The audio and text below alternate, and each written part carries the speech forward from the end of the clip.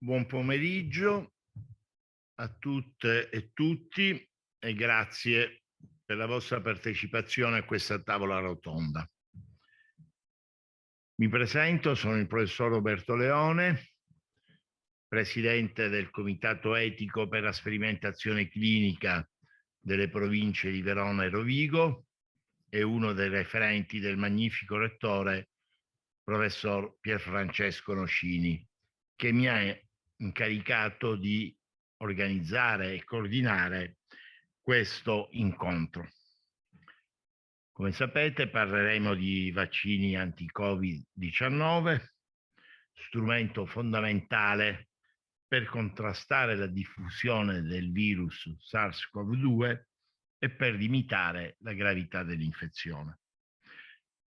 Ne parleremo con 4 docenti del nostro Ateneo, che sono tra i principali esperti, ciascuno con specifiche competenze nel campo dei vaccini. La loro competenza è documentata oltre che dal curriculum scientifico e professionale, dalle numerose pubblicazioni su importanti riviste scientifiche internazionali. Altri docenti potevano essere qui con noi, la professoressa Tacconelli, il dottor Micheletto, il professor Dippi, e potrei citarne ancora perché tanti sono i docenti e i colleghi ospedalieri che si sono impegnati in questi anno e mezzo di pandemia nell'assistenza, nel lavoro e nella ricerca soprattutto. Prima di presentare uno per uno i relatori e di porre loro le domande, inviterò al tavolo il presidente del Consiglio degli studenti dell'Ateneo di Verona, Stefano Ambrosini, a prendere la parola perché questa tavola rotonda nasce da un'esplicita richiesta che è stata fatta dagli studenti da fine agosto, primi di settembre, in un incontro che abbiamo avuto. E quindi dirà Stefano così le motivazioni che hanno spinto il Consiglio a fare questa richiesta. Quindi chiamo Stefano nell'attesa che raggiunga il tavolo alcune, informazioni sullo svolgimento della tavola rotonda. Io farò inizialmente un paio di domande a ciascuno dei relatori e dopo però sarà possibile fare ulteriori domande o da chi è presente qui nella biblioteca Vanzetti o anche da remoto utilizzando lo strumento della chat, come ormai normalmente siamo abituati a fare in tutti i convegni e seminari che si fanno in streaming. Ricordo anche che sarà possibile a partire da domani rivedere la registrazione di questa tavola rotonda collegandosi al canale YouTube dell'Ateneo di Verona. Con questo passo la parola a Stefano Ambrosini.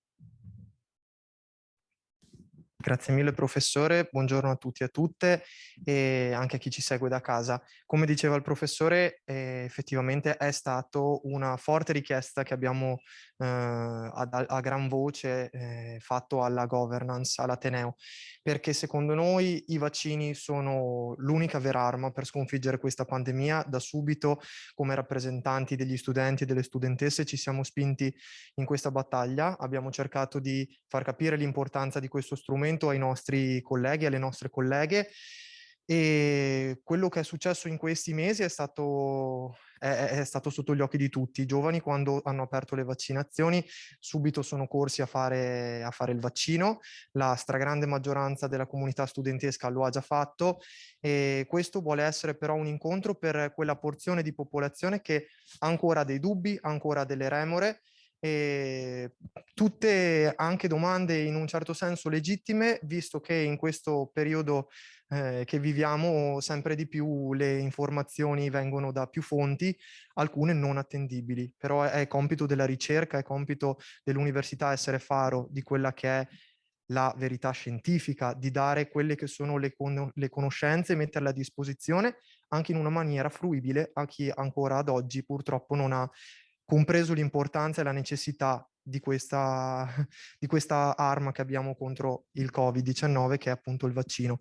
Quindi vi ringrazio per aver accettato questa proposta che abbiamo fatto.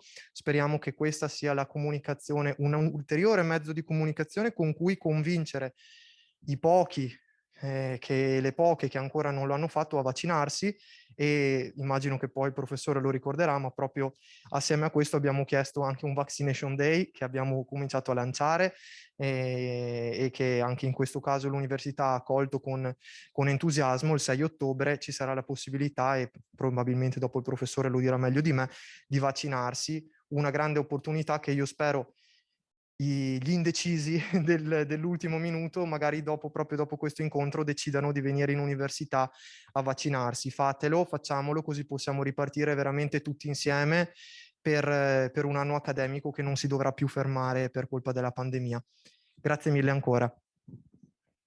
Grazie Stefano, parole assolutamente condivisibili. Il rapporto che come Ateneo abbiamo con il Consiglio degli Studenti è un rapporto molto proficuo e che si manifesta con un confronto costante anche su queste tematiche. Bene, cominciamo. Io la pongo al professor Vincenzo Bronte, che è professore ordinario di immunologia presso il nostro Ateneo, nonché primario dell'unità operativa complessa di immunologia dell'azienda ospedaliera universitaria di Verona.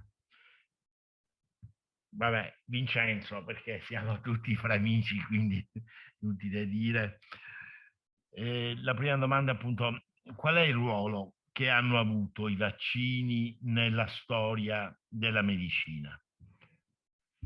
Grazie Roberto, innanzitutto buon pomeriggio a tutti, è un vero piacere essere presente a questa lodevole iniziativa e mi compiaccio che questa sia partita su una richiesta degli studenti. Non vorrei essere didattico, ma utilizzerò per quanto più possibile del materiale che viene normalmente condiviso con gli studenti di medicina nelle lezioni di immunologia, per dire che questo argomento fa parte, è una parte importante del programma di immunologia.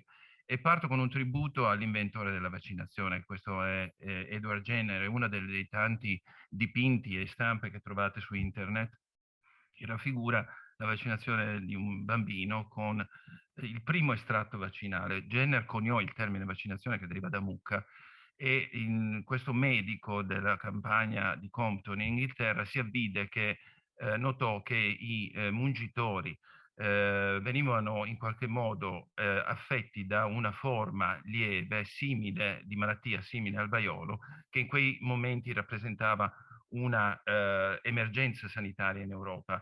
La mortalità del vaiolo, ricordo, era intorno al 30%. Lui si avvide che i mungitori appunto sviluppavano una malattia minore, limitata, e intuì, in un'epoca in cui non si conoscevano neanche i virus, intuì il potere protettivo della inoculazione dell'estratto di pustole derivate appunto dalle mucche per prevenire la più grave malattia che in quei momenti imperversava. Quindi fece un salto, diciamo, storico e introdusse di fatto l'immunologia moderna, perché questa è una diapositiva che mostra che rappresenta le maggiori scoperte nel campo dell'immunologia. Di fatto lo spartiacque è rappresentato dall'introduzione della vaccinazione. Perché? Perché è il primo esperimento di terapia collettiva che poi è stato esteso all'intera umanità ed è il primo traguardo il primo esempio, se volete, di una eradicazione della scomparsa di una malattia a seguito della vaccinazione. Infatti, tutto questo inizia nel 1798 e 200 anni dopo, quasi 200 anni dopo, l'Organizzazione Mondiale della Sanità dichiara il vaiolo scomparso dalla faccia della Terra dopo un periodo di osservazione continuativo di 3 anni. Quindi c'è voluto tempo, però bisogna ricordare che quello che veniva inoculato era qualcosa di crudo, qualcosa che oggi non sarebbe assolutamente accettabile e che tuttavia, grazie all'impatto che ha avuto sulla epidemiologia e sulla società e anche sull'economia, questo è un punto che tratteremo probabilmente, è stato un impatto globale che ha aperto la strada a cambiamenti che si sono verificati con l'introduzione di vaccini sempre più sofisticati. Oggi ne abbiamo tanti e vorrei ribadire un concetto. I vaccini sono efficaci e funzionano nel prevenire sia l'infezione che la mortalità correlata all'infezione. Questa è una tabella riassuntiva, sono dati vecchi. Vedete che però per molte patologie che sono elencate qui, con percentuali variabili, c'è stata una diminuzione dei morti che si sono verificate nell'epoca prevaccinale e una riduzione anche dei casi annuali. E vedete, quando questo si rapporta in termini di percentuale, queste cifre sono sconvolgenti, perché per molte di queste malattie e in molti di questi casi si avvicina al 100%, che significa che forse questo viene a volte trascurato. Non esiste un farmaco analogo che abbia un'efficacia pari alla vaccinazione. Non c'è, questo bisogna ricordarlo. Per molte malattie noi non abbiamo nulla di equivalente. È ovvio che i vaccini sono diversi, le patologie sono diverse, questo ne parleremo successivamente. E se chi vuole avere una tabella più aggiornata può andare su questo sito della Global Health che vi mostra i dati relativi appunto a diverse patologie e vedete una sfilza in cima di 100% relativa a diverse patologie. Quello che volevo dire in questa parte iniziale, però, che spesso ci si dimentica che il vaccino serve anche a prevenire le complicanze a lungo termine. Innanzitutto, dopo l'introduzione di altri vaccini, come ad esempio il caso che vedete in alto della vaccinazione, adesso io non vedo esattamente di che tipo di vaccina, perché è coperto della difterite, lo vedete voi. E l'introduzione dei vaccini porta nel giro di poco tempo, in tempi sicuramente inferiori rispetto a quelli che sono necessari per l'eradicazione, ad un calo drammatico dei casi registrati. E questo è vero per tantissimi esempi, come appunto la difterite e come il polio, che ha avuto 2 vaccini che sono stati sviluppati nel corso di pochi anni in una gara che non ha avuto precedenti per eliminare questa terribile malattia negli Stati Uniti, che poi si è estesa al mondo. Vedete l'impatto immediato, se volete, sulla calo dei casi. Quello che spesso ci dimentichiamo è che questo riguarda anche sequele che possono verificarsi a distanza dell'infezione, come ad esempio la panencefalite subacuta sclerosante, che è una malattia che si pensava fosse correlata al morbillo e che però segue un arco temporale lungo, cioè si verifica dopo diversi anni dall'infezione.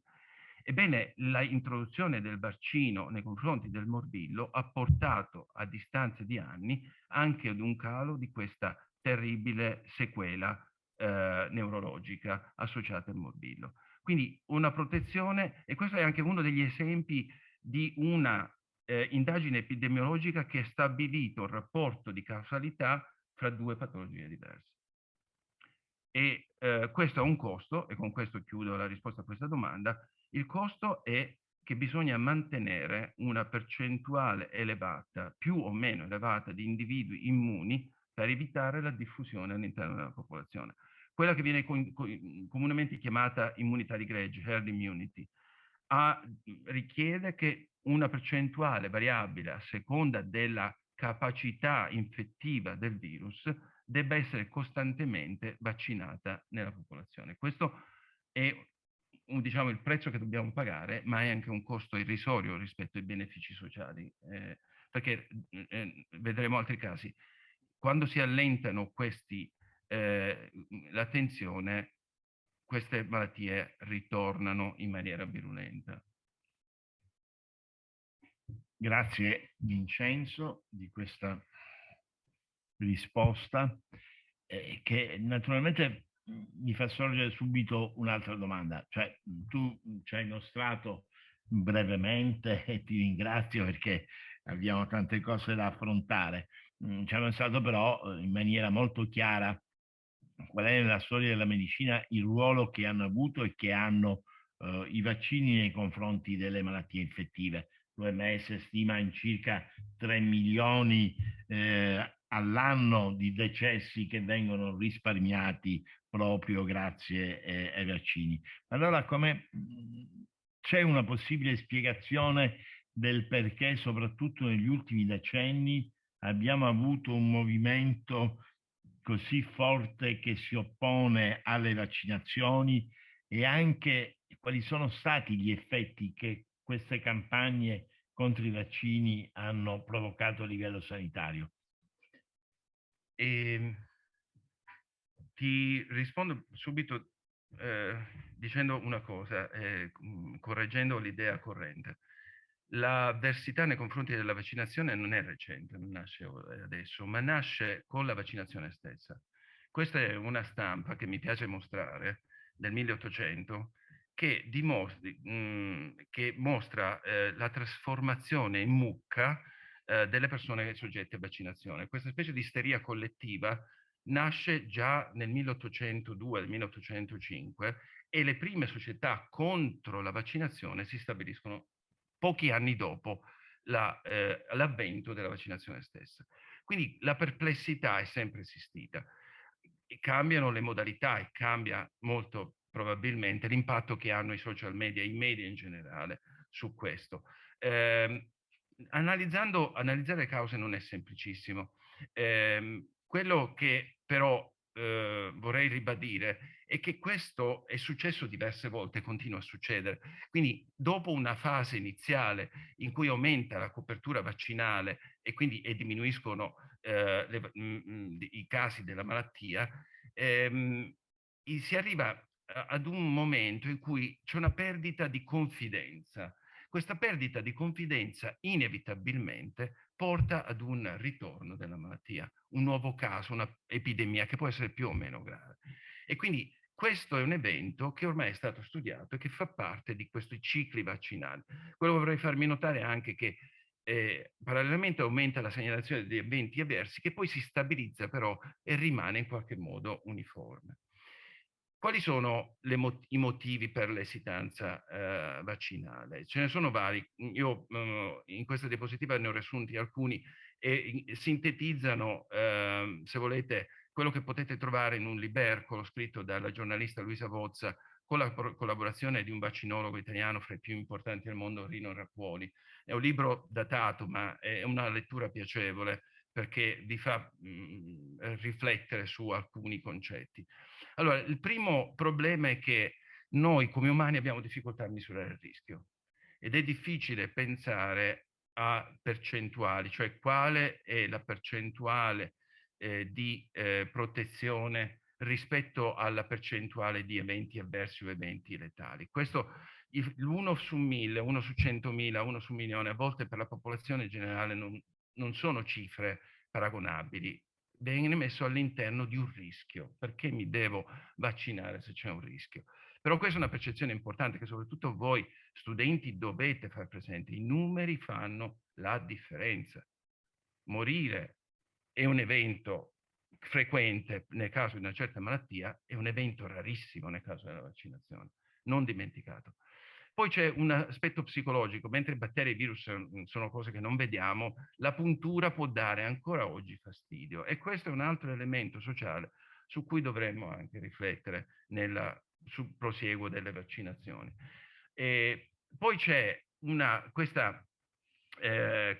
questo complottivismo che si sta diffondendo, per cui i vaccini sono prodotti dalle ditte farmaceutiche e imposte dai governi, che sono i bersagli naturali di ogni terapia complottivistica. Per cui è facile, diciamo, diffondere idee su chi ha delle avversità nei confronti dell'uno o dell'altro, giustificato o meno, questo è un altro paio di maniche, ma è ovvio trovare un terreno fertile. E terreno che viene amplificato dai media. I media a volte insistono su queste paure perché devono fare notizia senza rendersi conto, purtroppo, di aver varcato determinate soglie. E alcuni di questi comportamenti andrebbero corretti, ma è difficile in momenti come quelli che abbiamo attraversato trovare delle modalità efficaci. E poi la nostra memoria è corta. La memoria della poliomielite, delle devastanti conseguenze delle paralisi, la memoria dei morti per il vaiolo, la memoria dei morti che abbiamo avuto per il Covid, che sono avvenuti non più tardi di 1 anno e mezzo fa, è già scomparsa nell'immaginario collettivo. Quindi quello è un segno di quanto a volte sia necessario ribadire questi concetti che sembrano banali, ma in realtà ancora una volta rappresentano un punto, uno spartiacque fra diverse persone. E inoltre c'è internet che rappresenta una specie di contenitore dove le informazioni, buone o cattive, rimangono per sempre. Adesso vi faccio un esempio. E infine, purtroppo, non abbiamo ancora come società una grande attenzione nei confronti del comportamento premiale che rappresenta vaccinarsi rispetto al bene collettivo.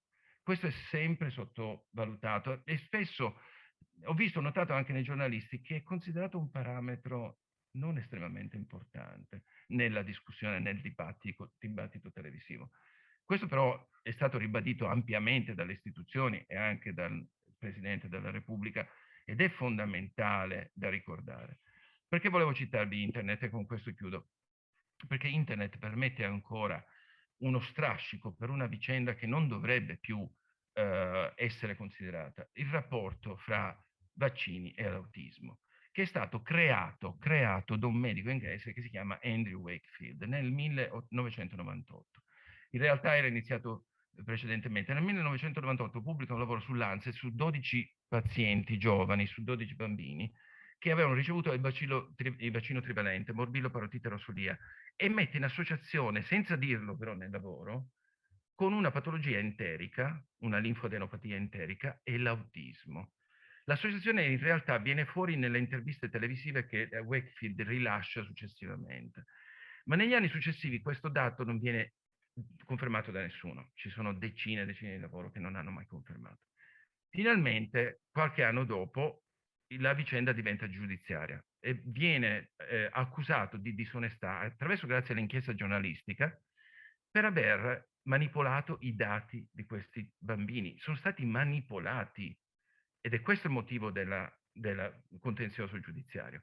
Finché l'articolo è stato ritrattato, il giornalista è stato radiato dalla società medical register, della società inglese, e si è scoperto successivamente che Wakefield era stato pagato da avvocati, cosa che non aveva dichiarato, che volevano fare causa alle ditte farmaceutiche, e esso stesso aveva depositato dei brevetti per vaccini monovalenti che avrebbero dovuto risolvere il problema rispetto ai trivalenti. Ecco, tutto questo, andate su internet e trovate ancora filmati in cui c'è il tentativo di rivalutare la vicenda di Wakefield. E questo è un esempio di quanto pervasivo e persistente possa essere una menzogna nei nostri giorni, e voi dovete essere un po' più attenti. Vincenzo, grazie anche per questa risposta molto chiara, sei stato esaustivo e chiarissimo. Chiamerei il professor Gibellini.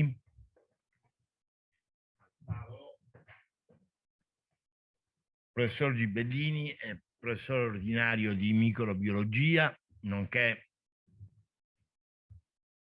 primario della unità complessa di microbiologia dell'azienda ospedaliera universitaria di Verona. E il professor Gibellini in particolare è molto esperto proprio nel campo della virologia. Gli pongo subito una domanda, diciamo, noi parliamo di vaccini, ma quindi parliamo di Covid-19. Davide, ci potresti illustrare quali sono le caratteristiche di questo virus? Sappiamo che è un coronavirus, cosa accomuna questo SARS-CoV-2 agli altri e in che cosa eventualmente differisce? Grazie. Bene, grazie per avermi chiamato qua a fare queste due chiacchiere con voi. Sono veramente molto contento perché parliamo un po' di tanti aspetti di questo virus che veramente è il nostro nemico pubblico numero uno al momento, visti i danni che ha fatto. E farò un piccolo escursus di alcune cose, di alcuni aspetti virologici, proprio per vedere un po' questo virus, da dove viene, che cosa lo caratterizza, eccetera.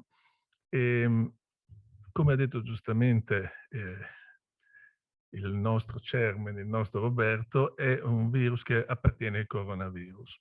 Questi virus sono virus molto interessanti perché per un virologo di base hanno sempre rappresentato un grandissimo campo di studio perché hanno dei meccanismi veramente molto raffinati. Sono virus RNA e attenzione, quando parliamo di virus RNA andiamo anche a toccare dei discorsi evolutivi molto, molto importanti.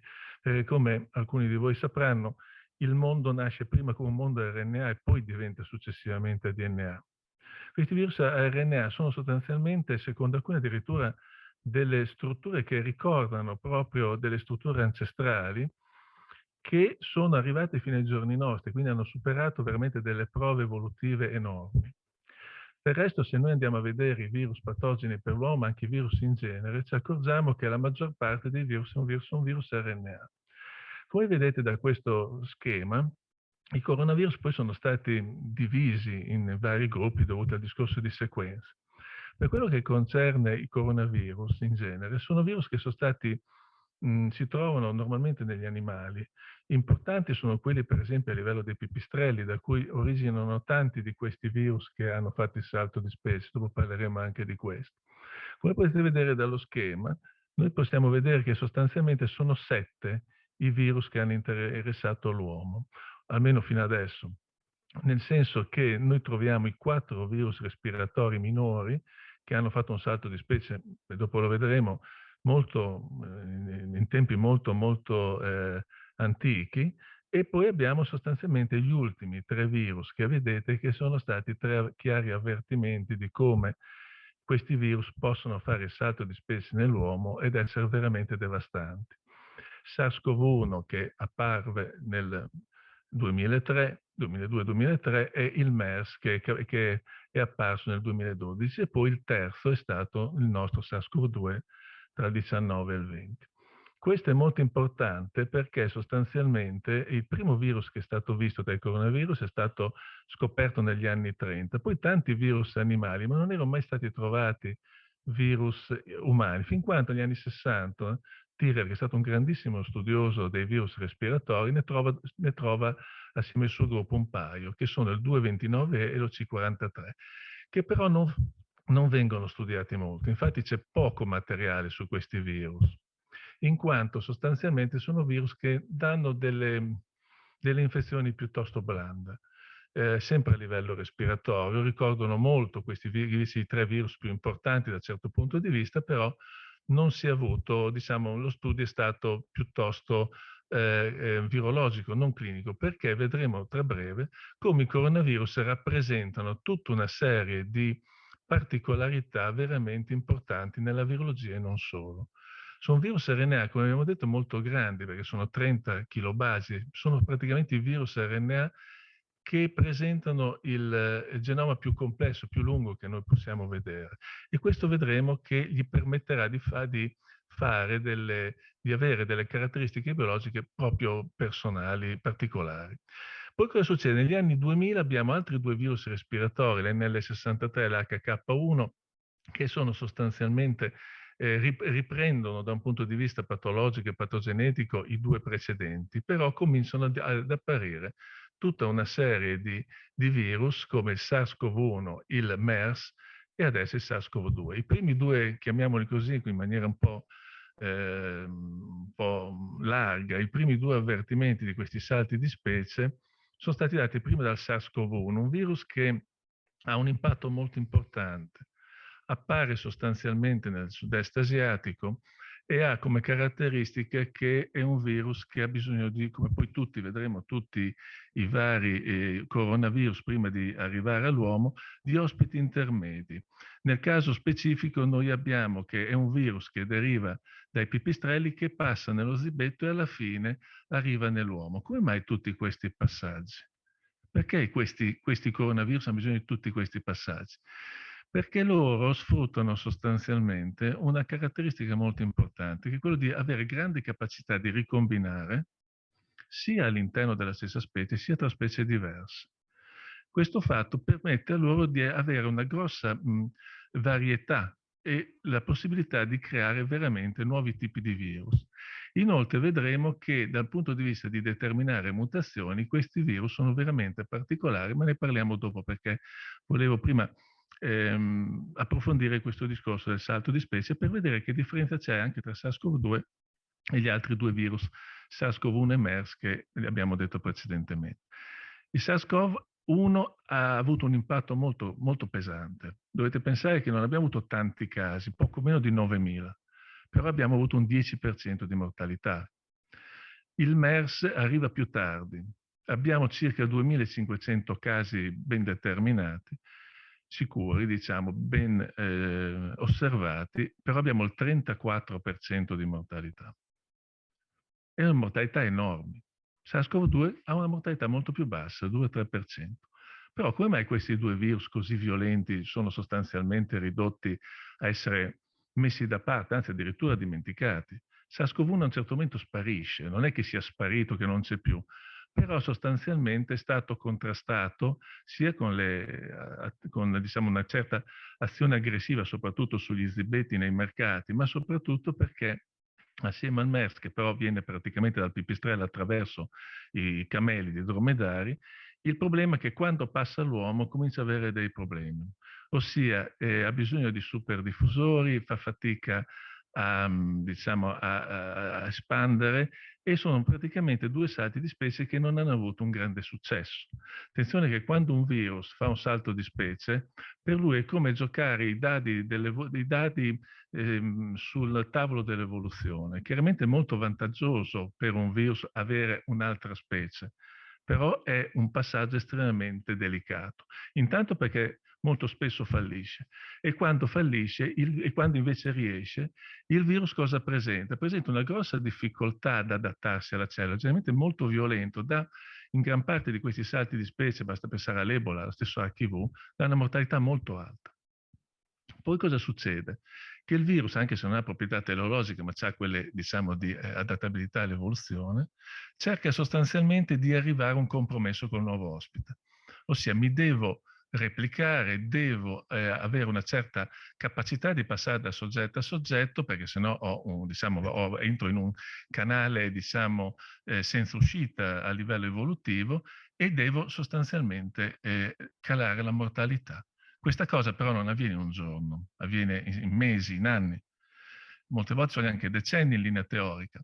E praticamente perché tutti i virus, se mi passate la battuta, vorrebbero essere degli herpes che ci infettano quando siamo giovani, ci accompagnano per tutta la vita, ma con una mortalità molto bassa, solo in pazienti che hanno dei problemi di tipo di immunodeficit.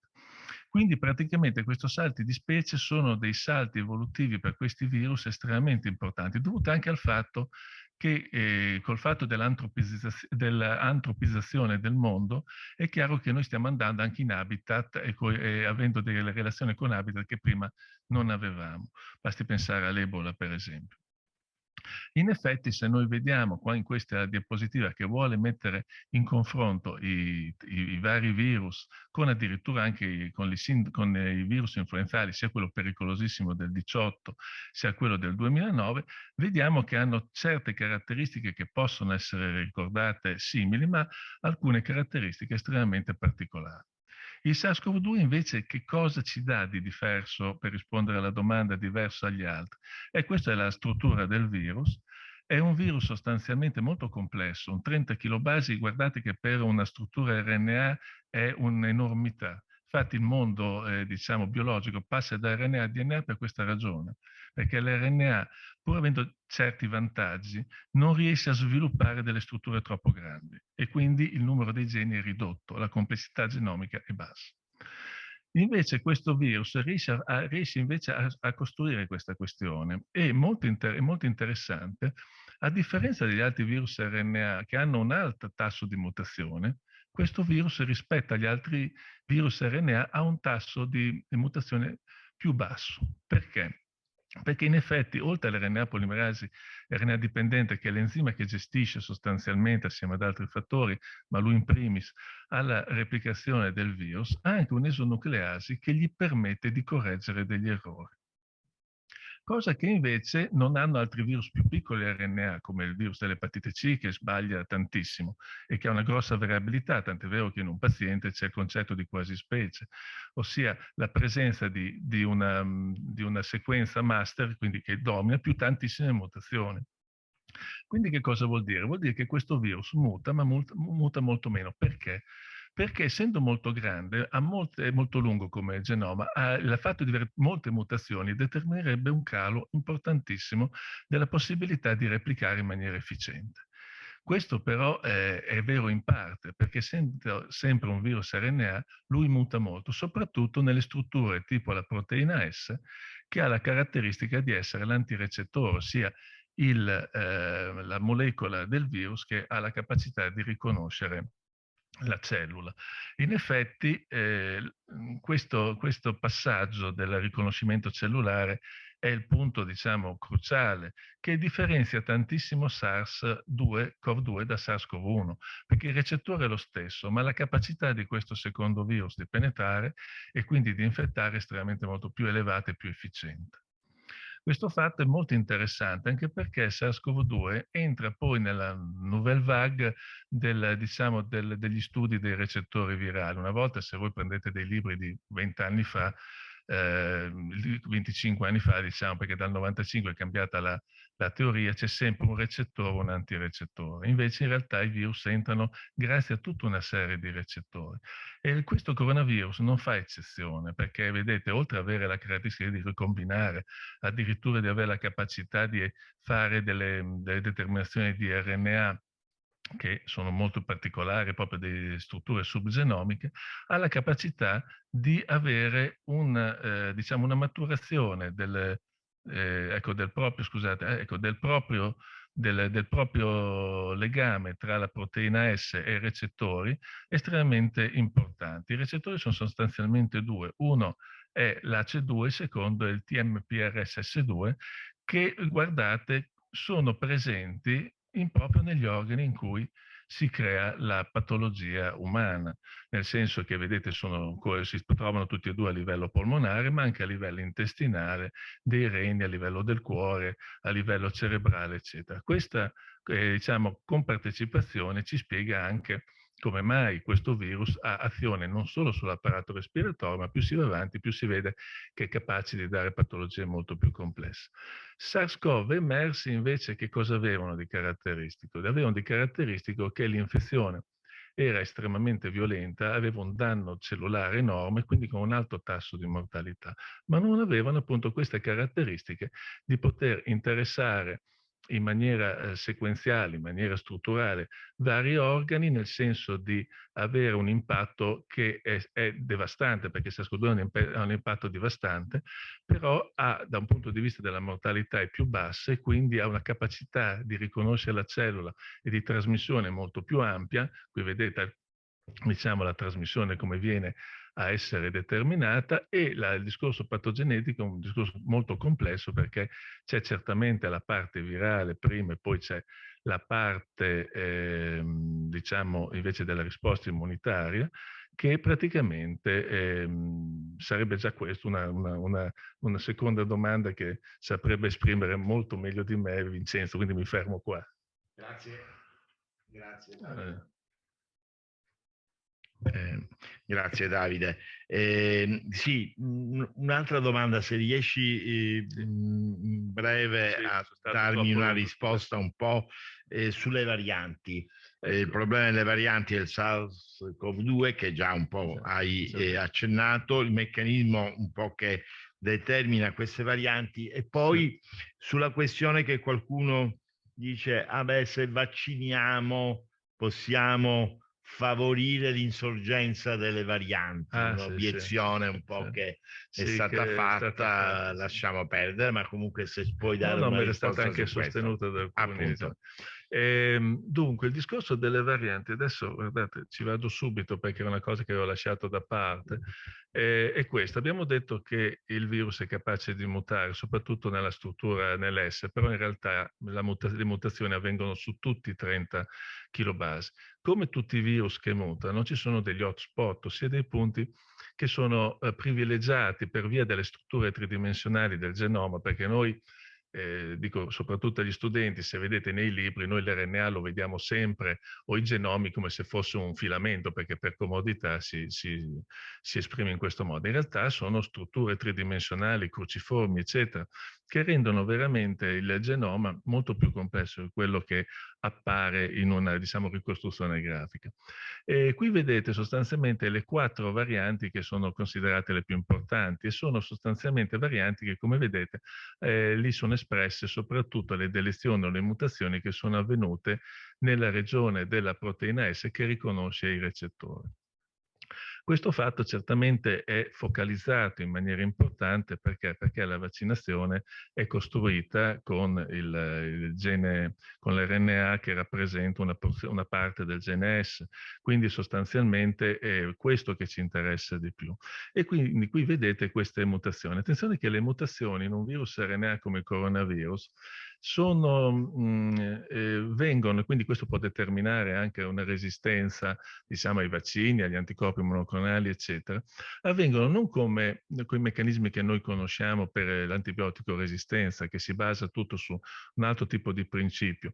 Qui invece il problema è che le mutazioni avvengono quando il virus riesce a replicare. Più si replica, più ha possibilità stocastiche di creare delle varianti. Il discorso delle varianti è un discorso molto molto complesso che adesso viene, proprio da pochissimo hanno cambiato la classificazione e a seconda delle varianti che sono presenti, che sono sequenziate correntemente, si dividono anche per pericolosità, eccetera. Queste, vedete, sono 6 varianti che oggi l'Istituto Europeo considera sostanzialmente varianti da tenere sotto controllo, nel senso che hanno delle caratteristiche di mutazioni che potrebbero indubbiamente avere in un futuro, diciamo, un'importanza a livello della diffusione di questo virus. Queste invece sono le varianti che non sono più considerate importanti. Guardate chi c'è. C'è l'alfa, che è l'inglese. Ormai è considerata minoritaria, a tal punto che non viene neanche più considerata. Guardate i 3 aspetti per essere una variante che viene messa in una condizione di poco interesse, sono i 3 che vedete. Ne basta uno delle 3 per essere riclassificate. Anche la nigeriana aveva una certa importanza, ci sono altre 21 varianti che sono finite nel dimenticatoio, che non hanno avuto però il successo dell'inglese. Poi attenzione, abbiamo le varianti di interesse. Queste 3 sono quelle che preoccupano di più, perché ci sono già i primi studi che fanno vedere che possono essere delle varianti che possono a un certo momento determinare un aumento di casi, possono influenzare la trasmissione, la diagnosi, le terapie, eccetera. Qui c'è il discorso che era molto centrato sia sugli Stati Uniti e sull'Europa, qui mi è rimasto Stati Uniti, ma dovevo mettere Europa, in cui sostanzialmente soprattutto la colombiana, chiamata Mu, e la Lambda, che è la prima diciamo, analisi è quella del Perù, sono certamente quelle più importanti. Poi abbiamo anche le varianti che ci preoccupano, sono quelle che dominano adesso, la beta, la gamma, la delta, c'è anche l'indiano. Queste sono invece varianti che hanno un impatto. Non hanno l'impatto certamente sulla diagnosi, perché devo pensare che la diagnosi è fatta molecolarmente, si analizzano più geni, quindi la possibilità che ci siano mutazioni che facciano deragliare completamente la diagnosi, questo è improbabile, non è impossibile ma è improbabile. Queste sono al momento le 3 varianti che sono considerate ancora importanti, soprattutto l'indiana che da noi è dominante. Un ultimo passaggio che volevo far vedere, che esisterebbe un altro gruppo, che però per fortuna è vuoto. Cioè non abbiamo nessuna variante che abbia questa caratteristica, di essere devastante da un punto di vista dell'impatto praticamente con la diagnosi, con i vaccini, con le contromisure, eccetera. Per concludere la domanda che mi hai fatto del discorso se il vaccino aiuta allo sviluppo delle varianti, la risposta è no. Nel senso che anzi alcuni studi che sono apparsi hanno dimostrato che i paesi in cui c'è la vaccinazione è montante, cioè di numeri sempre più elevati, la possibilità che ci siano delle varianti è molto più bassa. Perché? Perché diminuisce la possibilità di replicazione del virus. Tant'è vero che il nostro problema non è tanto l'Europa, gli Stati Uniti, che stanno Israele e i paesi, diciamo, più ricchi che sono riusciti a mettere in piedi tutta una vaccinazione massiva. Ciò che ci preoccupa è soprattutto i paesi come l'Africa, che hanno dei tassi di vaccinazione del Kenya e Tanzania sull'1-2% molto bassi, perché lì purtroppo il virus replica, la possibilità che possa dare delle varianti chiaramente più elevata. Anche se ormai la popolazione del 44% è vaccinata, ci rimane l'altro 56%, che non è poco. Grazie. Grazie veramente Davide, molto chiaro. Adesso chiamerei il professor Porru.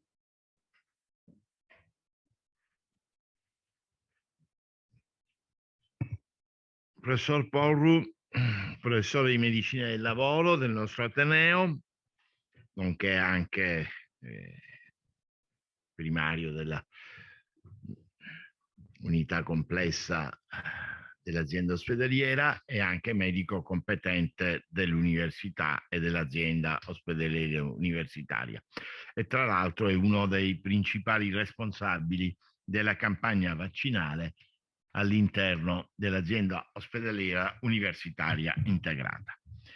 Stefano, ci puoi dare un po' un quadro epidemiologico della pandemia, in particolare anche considerando la situazione che stiamo vivendo in questo momento, sia in termini di diffusione del contagio che delle conseguenze della patologia, ricoveri ospedalieri, ricoveri nelle terapie intensive, mortalità. I dati epidemiologici li possiamo mettere in relazione alla campagna vaccinale e ci danno una qualche informazione se questi vaccini che utilizziamo hanno o no efficacia nel contrastare la pandemia da Covid? Grazie Stefano. Grazie Roberto e grazie dell'invito, è un'ottima opportunità e spero che ce ne saranno anche delle altre anche su questi argomenti. Sì, per rispondere alla tua domanda mi avvalgo di un po' di numeri perché i numeri e i fatti contano. In questa prima diapositiva voi vedete un andamento. Gli andamenti si giudicano sempre nel tempo. Ricordiamoci che siamo partiti con una prima ondata, adesso siamo più o meno fuori dalla quarta ondata, un numero importante che fino ad oggi, dall'inizio dell'epidemia, abbiamo avuto circa 4.700.000 persone in Italia che hanno avuto almeno una positività e questo è un numero importante. Oggi, in questo momento, il numero di persone che hanno una positività su base giornaliera è circa 2.900-3.000 su base giornaliera. Contemporaneamente positivi in questo momento in Italia abbiamo circa 100.000 persone, e che è lo 0,001% della nostra popolazione. I contagiati totali sono meno dell'8% dall'inizio dell'epidemia. C'è anche la mortalità, su cui evidentemente ci sono modi diversi di valutarla. Si muore di Covid o con il Covid e ad oggi abbiamo circa 130.000 persone identificate in questo modo. Però come vedete il crollo è assolutamente straordinario. E a cosa si può attribuire? Beh, chi ha dato il là è sicuramente la campagna vaccinale, di cui mostrerò un po' di dati anche di efficacia. Chi vuole vedere questi dati li può vedere su tutti i siti anche nazionali, questa è aggiornata pochi giorni fa, però si possono vedere sostanzialmente praticamente in tempo reale. Chi è interessato ad approfondire, al di là dei pochi minuti che noi dedichiamo, Fondazione Gimbe fa delle eccellenti sintesi, delle eccellenti elaborazioni, oltre che i siti ufficiali nel nostro Ministero e dell'Istituto Superiore di Sanità. I numeri sono importanti, abbiamo circa il 70%, poco più della popolazione ad oggi che ha completato il ciclo vaccinale. quindi vuol dire che c'è ancora un'aliquota importante da conquistare, ed è su quello su cui dobbiamo un po' agire ancora. Dall'inizio della campagna vaccinale, con quella latenza tipica dell'inizio delle campagne vaccinali, c'è stato un crollo. Di che cosa? Delle persone che hanno avuto sintomi, delle persone ricoverate, delle persone che hanno avuto necessità di accedere alle terapie intensive. E oggi sono poche centinaia le persone che sono ricoverate su base nazionale nelle terapie intensive. E questo è un numero di straordinario impatto nel nostro sistema. Naturalmente anche i decessi, il bersaglio grosso, sono crollati e sono ancora oggi poche decine, e sempre come succede oggi, solo quasi esclusivamente confinate a persone o non vaccinate o persone con fortissime altre problematiche di età molto avanzate. Quindi sia i decessi che i ricoveri che gli accessi in terapia intensiva sono oggi quasi totalmente confinati a persone che non hanno avuto il beneficio di una campagna vaccinale. Un piccolo focus sugli operatori sanitari che molti di noi qua rappresentano. Abbiamo tutti sofferto moltissimo l'epidemia, la pandemia e l'epidemia, ma di sicuro dall'inizio della campagna vaccinale anche lì c'è uno straordinario miglioramento. Lo dico soprattutto proprio per i giovani. La campagna vaccinale ha drammaticamente cambiato lo scenario. In questo momento, proprio a Verona, nel nostro ospedale di riferimento, abbiamo solamente 3 colleghi operatori positivi, mentre nell'epoca devastante nel primo periodo potevano essere anche 200-250 contemporaneamente positivi, e questo cambia completamente gli scenari, evidentemente, e all'interno di questi operatori ci sono anche gli studenti, perché abbiamo, come voi sapete, valutato anche gli studenti. C'è ancora da fare, naturalmente, questo è uno spaccato dell'Italia in verde evidenziata, a che punto siamo con le prime e con le seconde dosi. Il Veneto è lì come media, diciamo, rispetto all'Italia, però c'è ancora un'aliquota di popolazione da conquistare. Su questa bisogna fare un po' uno zoom. Questa è la popolazione sopra i 50 anni, che resta sempre intorno all'11-12% ancora da conquistare, quindi vuol dire che ci sono anche altre fasce d'età, comprese quelle giovanili. Ho voluto evidenziare la fascia, diciamo, più studentesca possibile, tra i 20 e i 29 anni, diciamo. C'è chiaramente un incremento, però non abbiamo ancora conquistato quelle percentuali che molto opportunamente il professor Bronta diceva prima. Dobbiamo raggiungere quella che si definiva immunità di gregge. Non ci siamo ancora.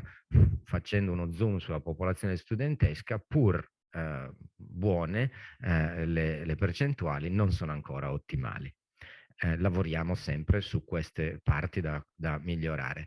Se rivolgiamo un momento, oltre che i numeri, anche lo sguardo ai lavori scientifici, bisogna incoraggiare tutti i giovani a leggere i lavori scientifici in originale, non solo gli estratti, bisogna leggersi, guardarli, imparare a guardare bene un lavoro scientifico. Questo è un bel lavoro fatto pochi giorni fa, pubblicato pochi giorni fa sul New England Journal of Medicine, sulla sicurezza e l'efficacia, in questo caso un vaccino mRNA,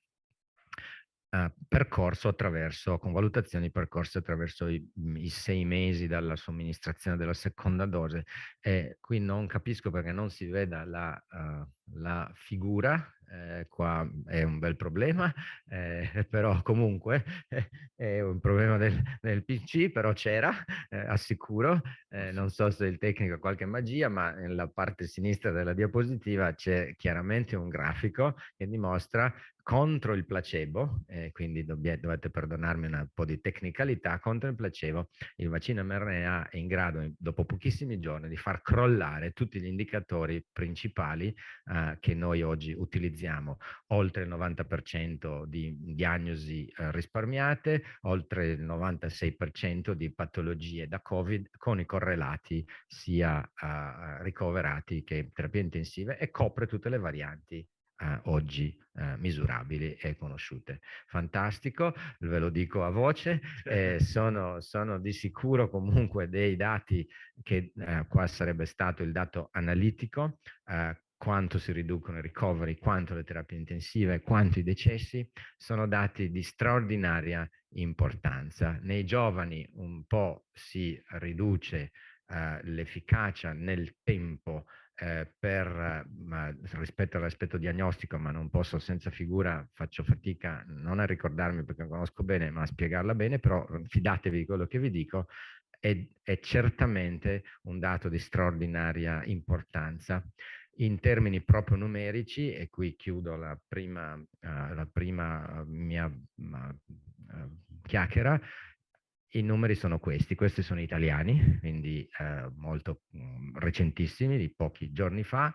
L'impatto della vaccinazione in Italia è questo: copertura circa il 70% globale, riduzione delle ospedalizzazioni oltre il 92%, dei ricoveri in terapia intensiva oltre il 95%, dei decessi oltre il 95%.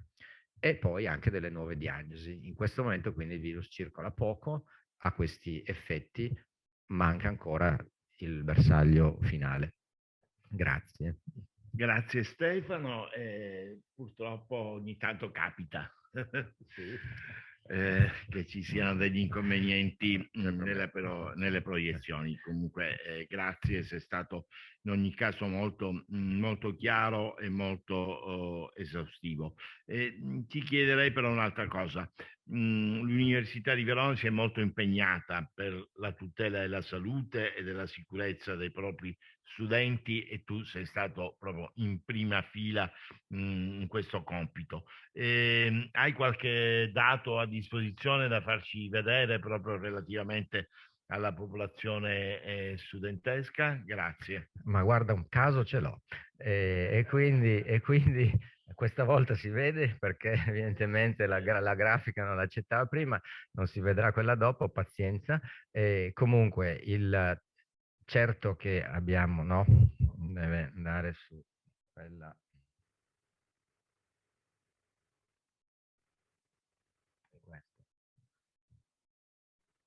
Ok, allora, certo, l'università si è molto impegnata non solo per gli studenti ma anche per tutto il suo personale, così come per l'ospedale. Qui in questa spero di farlo, ecco sì, voglio chiaramente riconoscere il ruolo non solo della nostra disciplina, che qua si è data molto da fare, ma era doveroso farlo, ma anche dell'azienda ospedaliera che evidentemente ha contribuito in maniera rilevante. Abbiamo lavorato tanto, abbiamo somministrato più di 10.000 dosi, ben distribuite tra specializzandi, studenti delle lauree sanitarie, perché questo era doveroso farlo, e altro personale dell'università, quindi anche tutti, docenti, ricercatori, dottorandi, assegnisti, eccetera, con dei buoni risultati. Quindi i numeri secchi sono questi. Poi è chiaro che importa quanto è efficace, e qui efficace, certo che è efficace.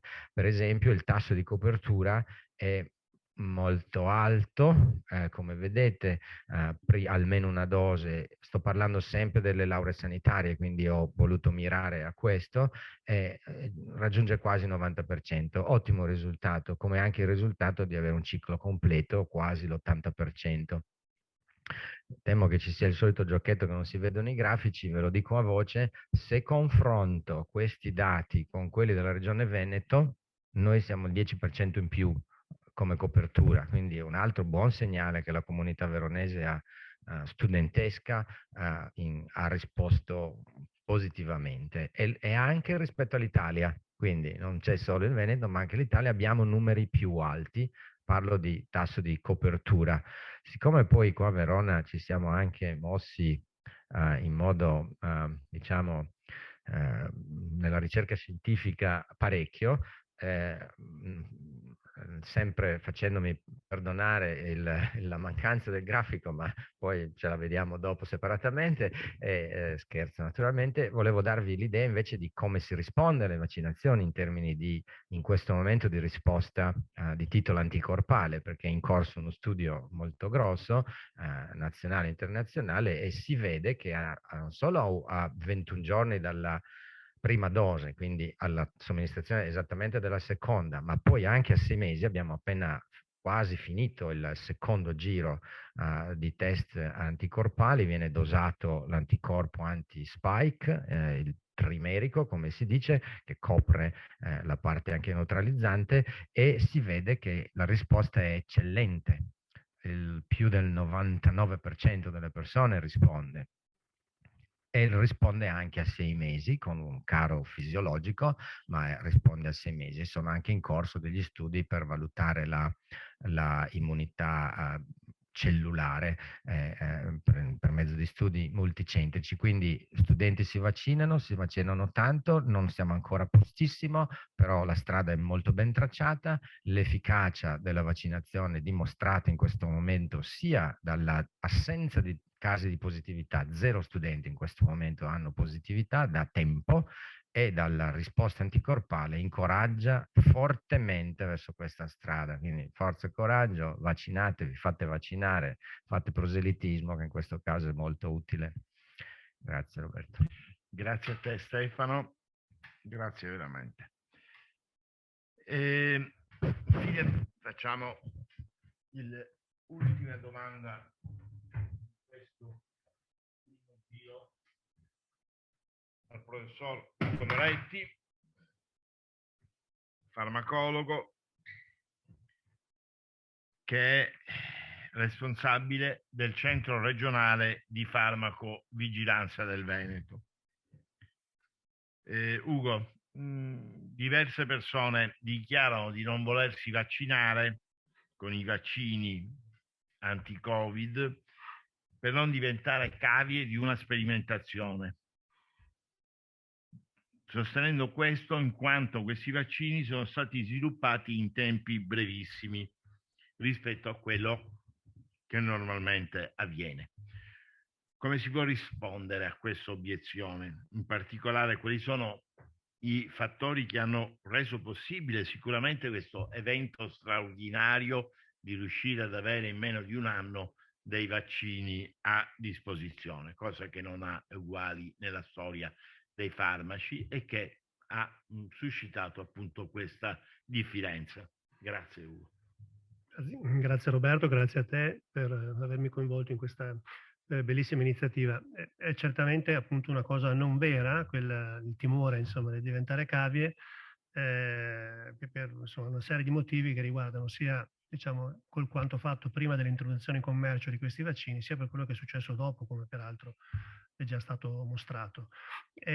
Allora, siccome tra l'altro circolano ogni tanto il fatto che i vaccini entrano in commercio senza sperimentazione, si ricorda che appunto i vaccini invece sono farmaci e come tutti i farmaci sono soggetti ad una rigorosa sperimentazione clinica che deve dimostrare che funzionano e che sono ovviamente sicuri. E questa diapositiva mostra un po' il percorso che tutti i farmaci, inclusi i vaccini, hanno prima di entrare nel mercato. Quindi si parte dagli studi preclinici fatti in vivo, fatti sugli animali da esperimento, e poi comincia la parte clinica che analizza quindi l'efficacia e la sicurezza dei vaccini su persone appunto ammalate all'interno di trial clinici.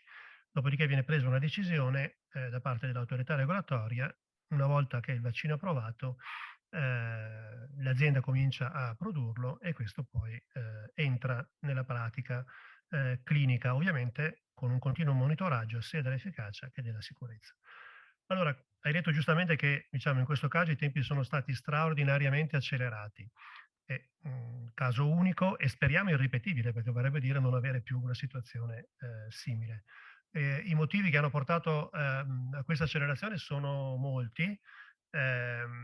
Allora, innanzitutto il fatto che si partiva nella produzione di questi vaccini non da zero, ma da degli studi e dalle ricerche che erano già state condotte in precedenza, che anzi hanno portato ad un ulteriore sviluppo della ricerca in questo ambito, creando delle straordinarie opportunità che potranno essere appunto diventare realtà nel campo di terapie in ambito oncologico e in altri ambiti. Quindi non si partiva da zero. L'altro punto importante è che c'è stato un enorme afflusso di denaro da parte degli stati, da parte del pubblico, delle autorità, che quindi hanno finanziato quindi gran parte della ricerca che di solito viene portata avanti a spese delle aziende farmaceutiche, che quindi giustamente proseguivano con cautela, cercando di ovviamente essere pronti a sospendere la ricerca nel caso di insuccesso. Quindi questo forte impulso economico ha consentito di aumentare i centri di ricerca, di aumentare il numero di pazienti. Eravamo anche in un periodo appunto di pandemia, quindi facilità nel mettere in piedi trial di grandi dimensioni, Ultimo, ma non ultimo, anche il lavoro della stessa agenzia regolatoria, che hanno diciamo quella che viene chiamata la rolling review, cioè hanno potuto mettere in piedi un'analisi non alla fine delle sperimentazioni come di solito avviene, ma nel corso delle sperimentazioni, quindi accelerando questa valutazione dal punto di vista, diciamo, temporale, e ovviamente con anche un carico di lavoro più alto del normale che è stato sopportato in questo periodo, ovviamente giustamente, ma che non è appunto una situazione normale. Quindi in sostanza i vaccini sono entrati con dati molto importanti, forse molto più importanti di tanti altri farmaci in commercio, sono stati sperimentati e hanno dimostrato questa efficacia che poi, come è stato appena dimostrato anche dal professor Porro, è stata confermata con i dati del real world cosiddetto, no? Cioè nella pratica clinica normale. Grazie. Grazie Ugo, mi sembra che sia stati molto chiari quali sono i fattori che hanno consentito un tempo così breve di immissione in commercio senza intaccare quelle che sono le prove e le evidenze a favore dei vaccini anti-Covid. Ma se da un punto di vista dell'efficacia, diciamo, credo che anche quello che ci ha mostrato, come tu ricordavi, il professor Porro prima, è difficile che qualcuno possa contestarlo, vorrei che tu mi dica qualcosa per quanto riguarda la sicurezza. Ancora una volta i tempi ristretti pongono il problema, ma allora non sappiamo gli effetti a lungo termine, siamo sicuri che i vaccini non provochino danni. Ecco, da questo punto di vista vorrei sapere da te, che sei responsabile del Centro Regionale di Farmacovigilanza del Veneto, che è una delle regioni dove maggiormente si tengono sotto controllo i farmaci, perché storicamente questo è stato l'impulso che abbiamo dato con l'Università di Verona alla farmacovigilanza del Veneto. Vorrei sapere qual è la tua opinione e quali dati hai a disposizione su questo. Grazie. Sì, allora farei una brevissima premessa, giusto per ricordare che la valutazione di un profilo di rischio di un farmaco, di un vaccino, è sicuramente più complicata della valutazione della sicurezza, per una serie di motivi, insomma, il primo dei quali si fa sperimentazione sull'efficacia, si osserva quello che succede quando parliamo di eventi avversi.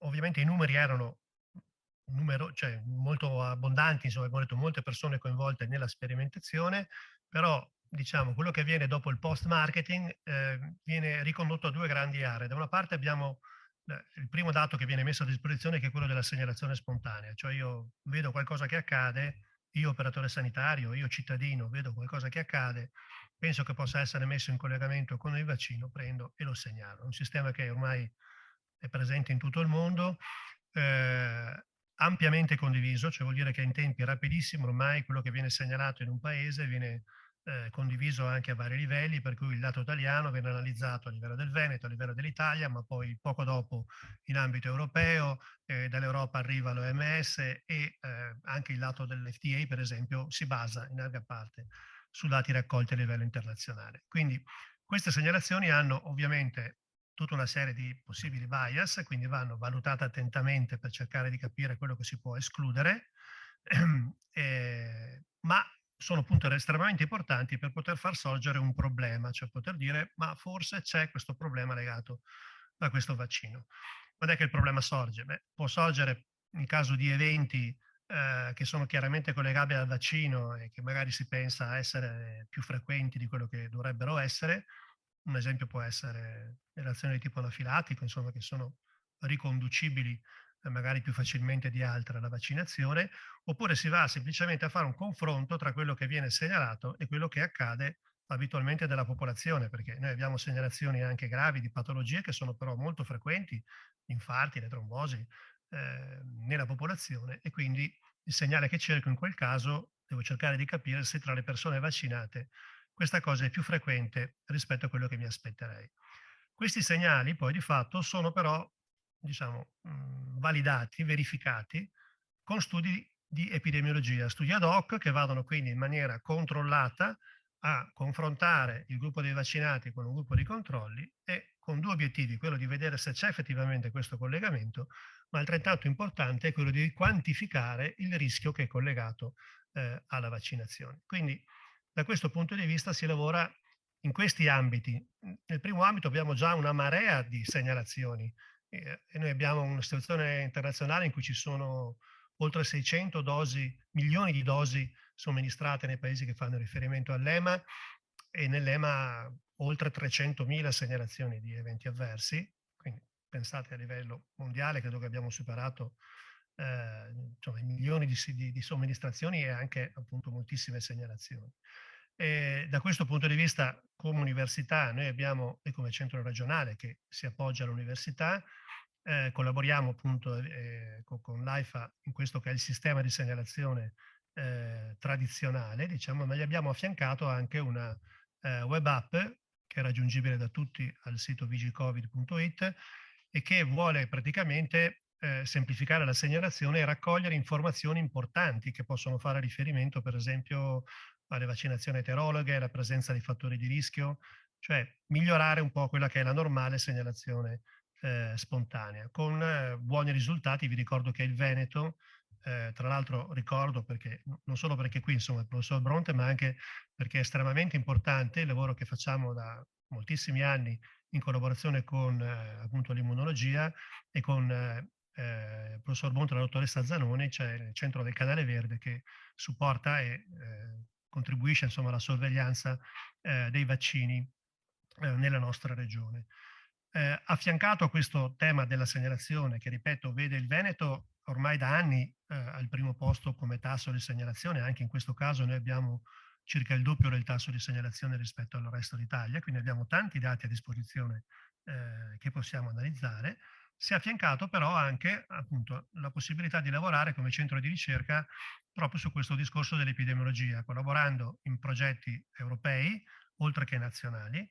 A livello nazionale c'è uno studio dell'Istituto Superiore di Sanità e a livello europeo c'è questo importantissimo progetto che è coordinato a Verona da Gianluca Trifilò, dal collega Trifilò, che vuole nel coordinamento di questo progetto, in questa parte di questo progetto, approfondire con uno studio prospettico che sorveglia le persone per un periodo di 6 mesi, approfondire la situazione in coorti specifiche di pazienti, nello specifico le donne in gravidanza, i bambini e gli adolescenti, i soggetti immunocompromessi, pazienti che abbiano avuto una storia di allergia o una storia di precedente infezione Covid.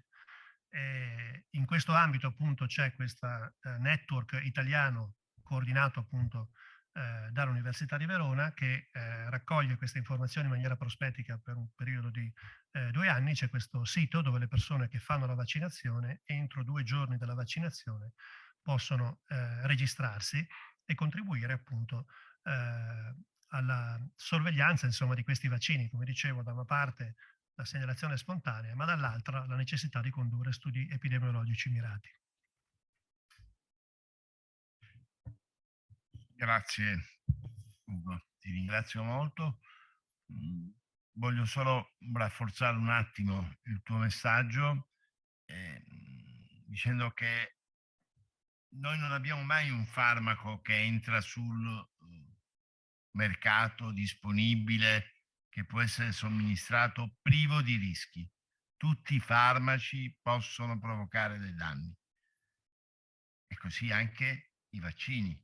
Nessuno può negare che non ci possono essere danni da vaccini. Il problema è sempre mettere in relazione quelli che sono i vantaggi che si hanno da un farmaco o da un vaccino rispetto a quelli che sono i rischi.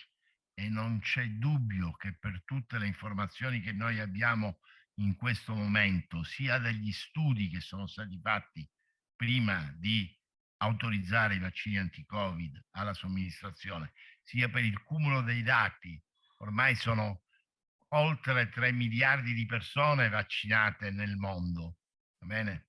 Abbiamo una massa di dati a disposizione che ci dicono chiaramente che il beneficio individuale è superiore al rischio che si può correre vaccinandosi. I dati sono chiari e incontestabili e a questo aggiungiamo anche un altro elemento, che c'è come è già stato ricordato dal professor Bronte per primo, abbiamo il problema che vaccinandoci noi possiamo mettere in sicurezza quelle persone che invece non si possono vaccinare. Vaccinarsi è un vantaggio individuale, ma è poi un atto di solidarietà. Il Papa ha detto atto d'amore, io dico atto di solidarietà, è un principio etico per chi non si può vaccinare. Per chi non si può vaccinare, è proprio per salvaguardare chi non si può. Bene, abbiamo fatto un primo giro, adesso abbiamo la possibilità di fare delle domande ai nostri relatori. Dalla sala abbiamo pochi presenti perché su invito la sala è piccola, ma se qualcuno vuole fare una domanda, delle domande le possiamo ovviamente fare, così come possiamo avere delle domande anche da chi ci sta seguendo. Ci sono più di 300 persone collegate in streaming che possono farci delle domande tramite la chat.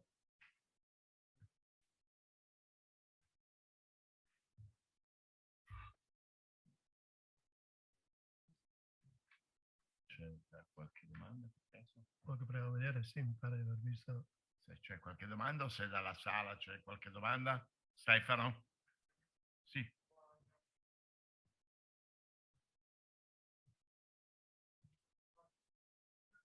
Ah sì, va bene, non lo so, io non le vedo. Chi me le fa vedere? Scusatemi, se non me le fate vedere, io non ci vedo. Ugo Bidana, prego. Sapete i miei problemi di vista. Sì, sono due commenti. Vabbè, parto da quella più breve perché è più semplice da riportare, chiede i dettagli del libro sulla storia dei vaccini che ha menzionato il professor Bronte, ma se è registrata tra l'altro credo che... Sì, lo ripeto, è un libretto, non è un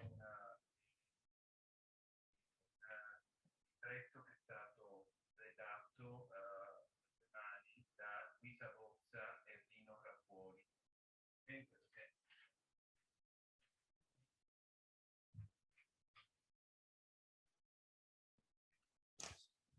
Ecco, scusate, ho parlato con il microfono spento.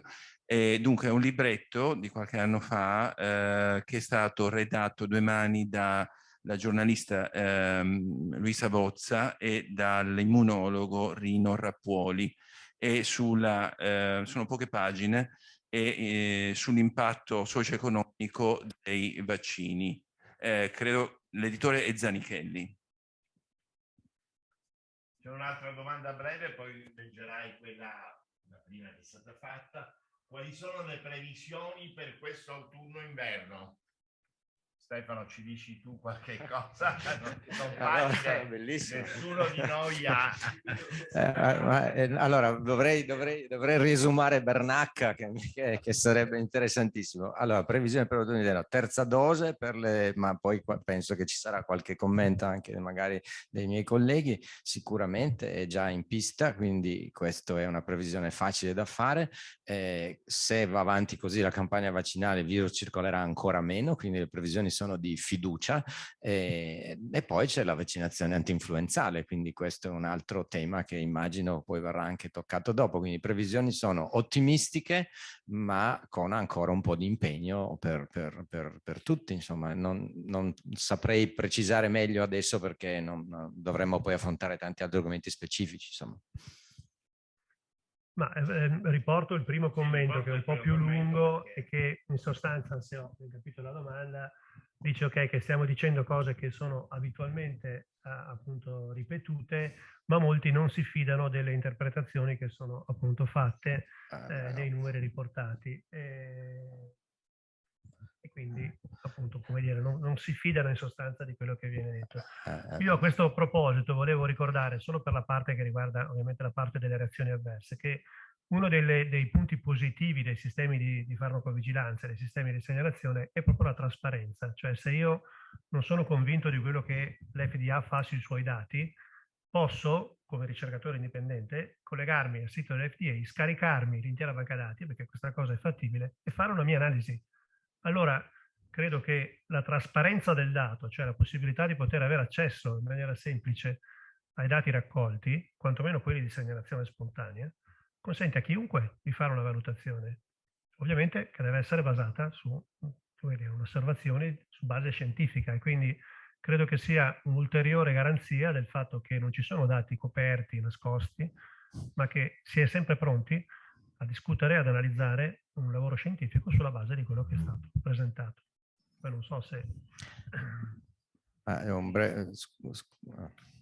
No, scusa, volevo solo dire che non è solo una questione di fiducia. Io se ho un problema con l'auto vado dal meccanico e non mi metto a testare la parte elettronica della mia macchina, quindi bisogna affidarsi ai competenti. Questo è un vero problema, affidare la propria salute ai competenti, altrimenti... Ok, ci sono sì, domande specifiche. Domande. Allora, una domanda è se c'è correlazione tra il numero di anticorpale alto ed effetti avversi in seguito a vaccinazione. Allora, sugli effetti avversi direi che è molto difficile che ci sia una correlazione fra titolo anticorpale alto ed effetti avversi. E casomai il problema che la comunità scientifica si sta ponendo è qual è il livello di anticorpi che può essere considerato protettivo, in modo da evitare ulteriori immunizzazioni. Su questo devo essere chiaro, non esiste una possibilità al momento di dare una risposta. Ci sono alcuni algoritmi che sono stati testati che suggeriscono che più il titolo anticorpale è alto, più sono gli anticorpi neutralizzanti e più la protezione. Ma una soglia con un livello X non è possibile ed è oltretutto un parametro che è molto variabile da persona a persona. Quindi al momento non possiamo dirlo. Quello che possiamo dire è se l'anticorpo diminuisce, che è una cosa attesa, è una evoluzione naturale. Anche questo parametro, però attenzione, non significa che l'individuo non è più protetto, perché ci sono altri meccanismi che possono intervenire, come la memoria immunologica, che si riattiva nel giro di poco tempo. Siccome, fra l'altro, questo è un virus che non dà una malattia rapidissima, che richiede tempo, il nostro sistema immunitario ha la possibilità di riprendersi e questo sicuramente contribuisce alla difesa collettiva. Il problema è che noi non abbiamo altri strumenti se non quello sulla pratica clinica, se non quello degli anticorpi, ma abbiamo comunque un altro strumento ancora migliore, che è l'osservazione epidemiologica. Nel senso che se ci accorgiamo di un aumento, un'impennata dei casi nella popolazione vaccinata, noi possiamo intervenire. Ed è questo che vorrei dire. Attenzione a tutti i commentatori. Non è solo la storia dell'immunologia all'immunologia. Qui stiamo affrontando una pandemia, un virus nuovo, vaccino nuovo. Dobbiamo aggiornare e decidere man mano che guardiamo l'evoluzione dei dati. Questo è basso dall'inizio e continuerà a valere finché non ci saremo liberati di questo virus. Forse collegherei questa domanda qui, Vincenzo. Se me la leggi... Vorrei sapere perché i guariti da Covid che fanno un sierologico ed hanno gli anticorpi alti devono vaccinarsi. L'immunità acquisita dalla malattia non è equiparabile all'immunità data dal vaccino? Grazie. Allora, questa è una domanda interessante che ci porta su un discorso un po' più sofisticato, però visto che ci sono anche studenti in Cina, è meglio farlo. Allora, qui non si tratta solo di titolo anticorpale, cioè di numero di anticorpi, ma quello che è importante è anche la varietà degli anticorpi, cioè quanto questa risposta è ampia e quanto questa risposta comprende anticorpi con affinità diversa. Oggi sappiamo che la malattia naturale dà una ampiezza maggiore rispetto alla vaccinazione. Questo sembra assodato.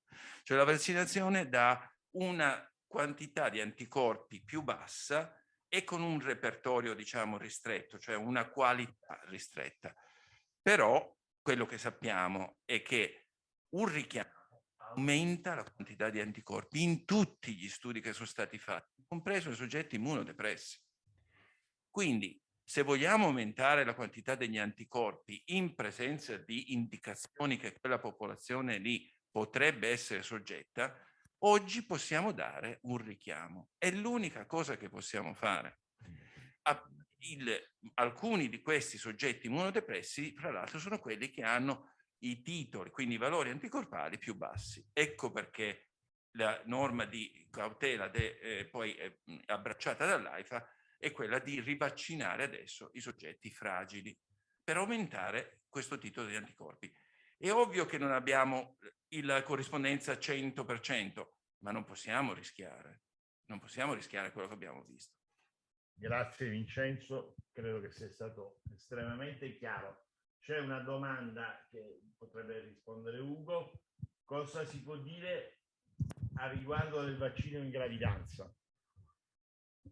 Sulla gravidanza è stato proprio pochi giorni fa pubblicato una raccomandazione dal Ministero, perché ovviamente la malattia di per sé è un fattore di rischio importante in gravidanza, pone a rischio insomma la mamma e il feto da conseguenze serie, per cui la raccomandazione c'è in gravidanza per il secondo e il terzo trimestre.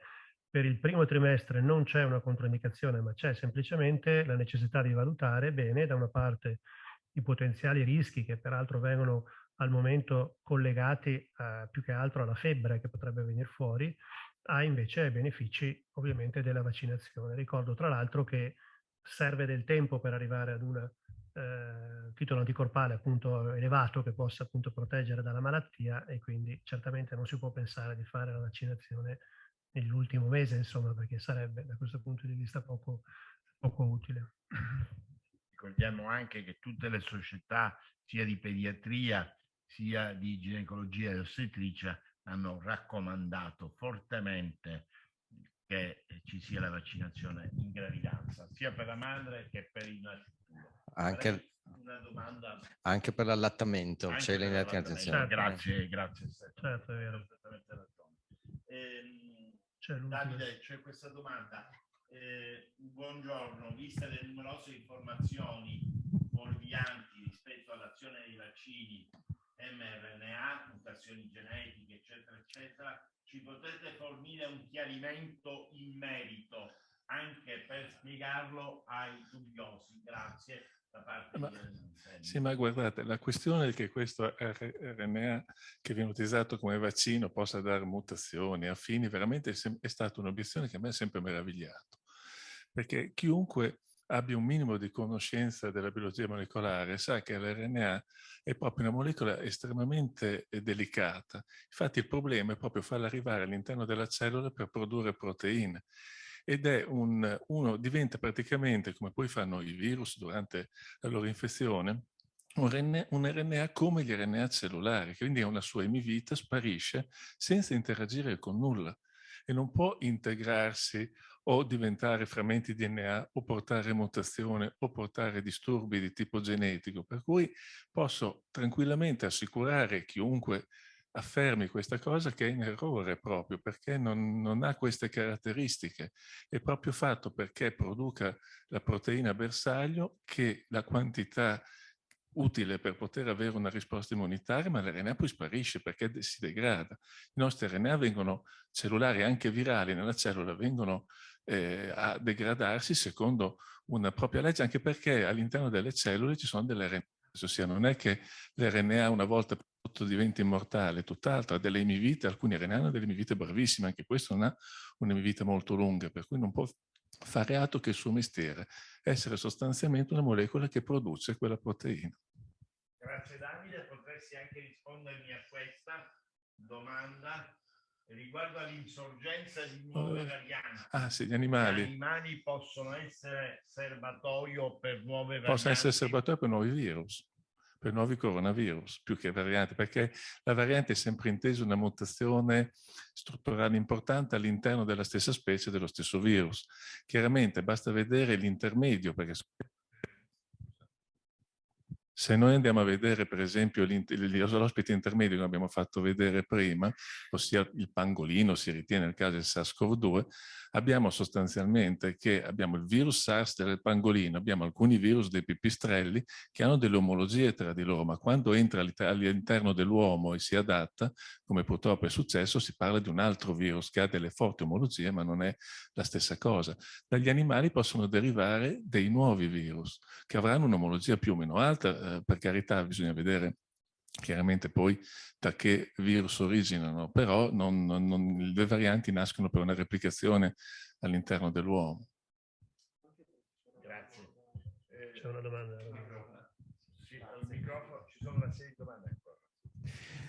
Grazie mille a tutti e quattro per le veramente belle presentazioni. Una domanda di carattere generale. Si diceva per prima cosa che bisogna stare attenti alle varianti in arrivo, quelle che quindi si possono potenzialmente sviluppare nei paesi dove la vaccinazione e la copertura vaccinale è bassissima. Cosa stiamo facendo ad oggi? Stiamo facendo abbastanza a livello mondiale per vaccinare questi stati e se sì, con quali piattaforme vogliamo lanciarci in queste nazioni, perché chiaramente abbiamo visto che i vaccini ad mRNA sono molto costosi, hanno bisogno anche di tutta un'infrastruttura del freddo, la catena del freddo da mantenere. Quindi la mia domanda è: stiamo facendo abbastanza? Su cosa stiamo puntando? Anche questa è un'ottima domanda. In sintesi, la mia risposta è che non stiamo facendo abbastanza. Questo voglio essere molto chiaro fin dall'inizio. Non stiamo facendo abbastanza perché stiamo dando troppo poco, frutto di elargizioni estemporanee, non ci sono programmi specifici che nonostante ci sia adesso una grande attenzione che, voglio ricordare, è stata da sempre diciamo, promossa da alcune figure eminenti come il Santo Padre, da prima ancora che il vaccino fosse disponibile, e adesso è diventato un cavallo di battaglia di diverse figure politiche importanti.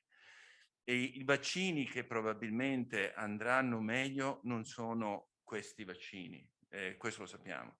Sono verosimilmente vaccini basati su proteine, vaccini basati su sistemi che permettono un'ampia diffusione al di fuori della catena del freddo, perché così non riusciremo mai a raggiungere alcune popolazioni. Questo è in Africa, ma non solo in Africa, e questo è evidente.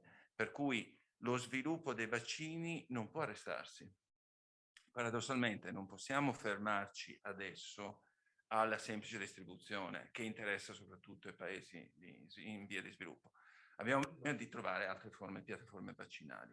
Per fortuna ce ne sono in corso, quindi non si è arrestato.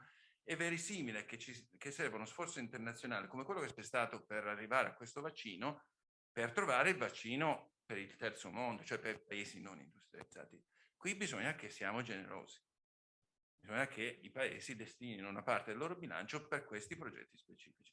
Cosa che, ad esempio, alcune fondazioni fanno da anni, come Bill Gates, che ha sempre finanziato programmi specifici per la vaccinazione in aree non facili da raggiungere.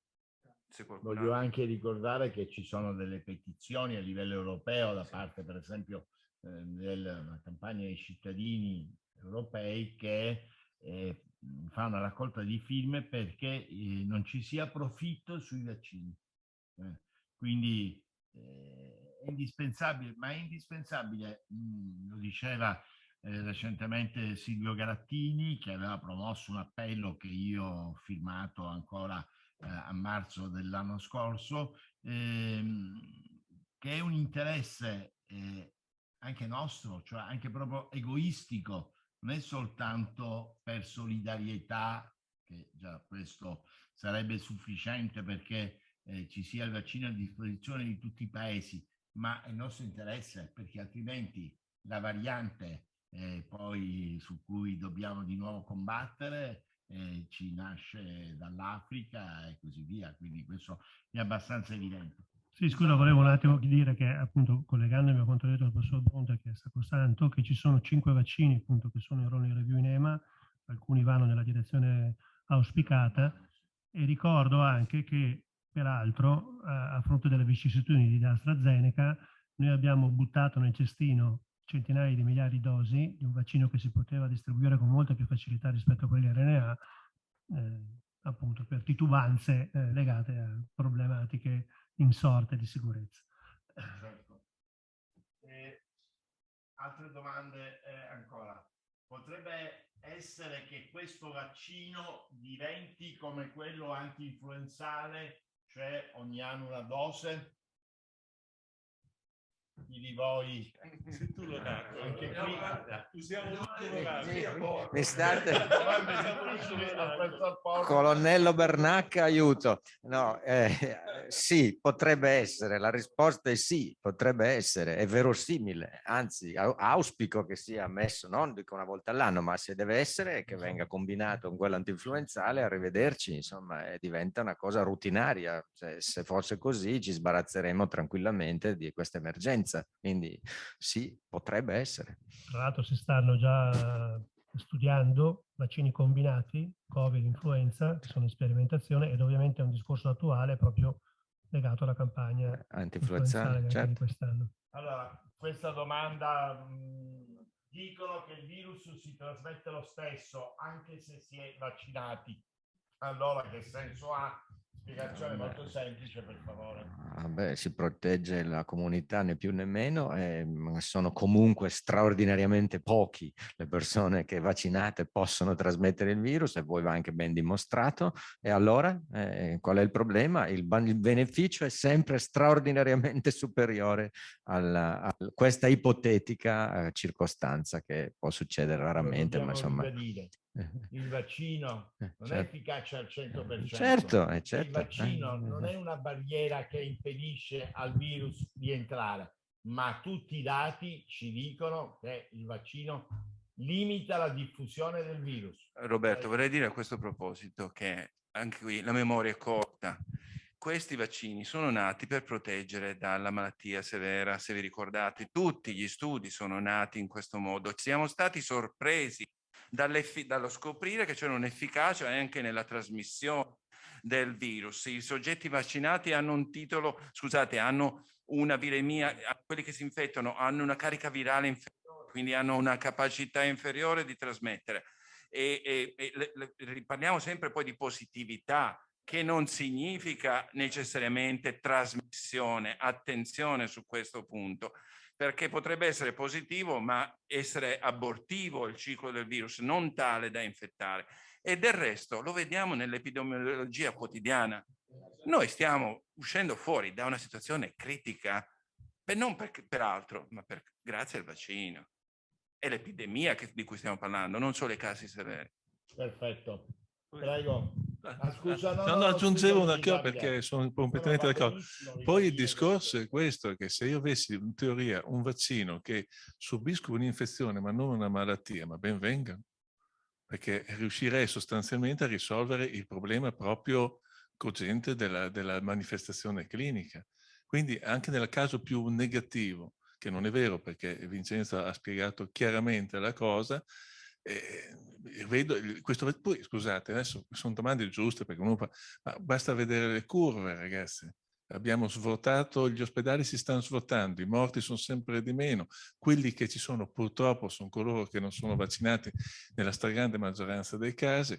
Mi dà l'impressione che se poi vogliamo raccontarci un'altra realtà, uno ce la può anche raccontare, per carità, ognuno può pensare quel che vuole. Parlavo con il professor Polati della nostra terapia intensiva, abbiamo 32 ricoverati Covid in terapia intensiva, 31 non vaccinati e uno solo vaccinato con la prima dose. Che è quello che continuiamo a dire in continuazione. Prego, una domanda in presenza. Buonasera, buongiorno a tutti, ormai non è ancora sera. E io volevo porvi un quesito, poiché una delle frasi che spesso mi viene detta, molto spesso, è però tu non lo sai, ma è sbagliatissimo, o sbagliato, insomma, dipende dalla persona con cui parlo, vaccinare quando siamo ancora in piena pandemia, perché è vero che ovviamente ne stiamo uscendo, abbiamo visto tutte le curve, eccetera, eccetera, però è la prima contestazione che mi viene fatta quando dico che io sono stata, mi sono vaccinata e tutto, ma no, è sbagliato perché è sbagliato vaccinarsi in piena pandemia. So che è un po' scomodo, però ecco. No, vabbè. Davide, rispondi tu, questa è per una affermazione. Io sì, anzi sarebbe completamente l'opposto, sia proprio perché sono in pandemia, devo utilizzare tutto ciò che ho a disposizione per fermarlo. Non so, mi pare un controintuitiva questa domanda, onestamente. Adesso ci sono anche delle realtà controintuitive, ma questa è pesante. Allora quando dovremmo farla? Non so, quando non c'è più il virus, non so, perché sperano che siamo come nel Medioevo che sparisce. Questo è entrato nella nostra biologia, non ci molla più, eh?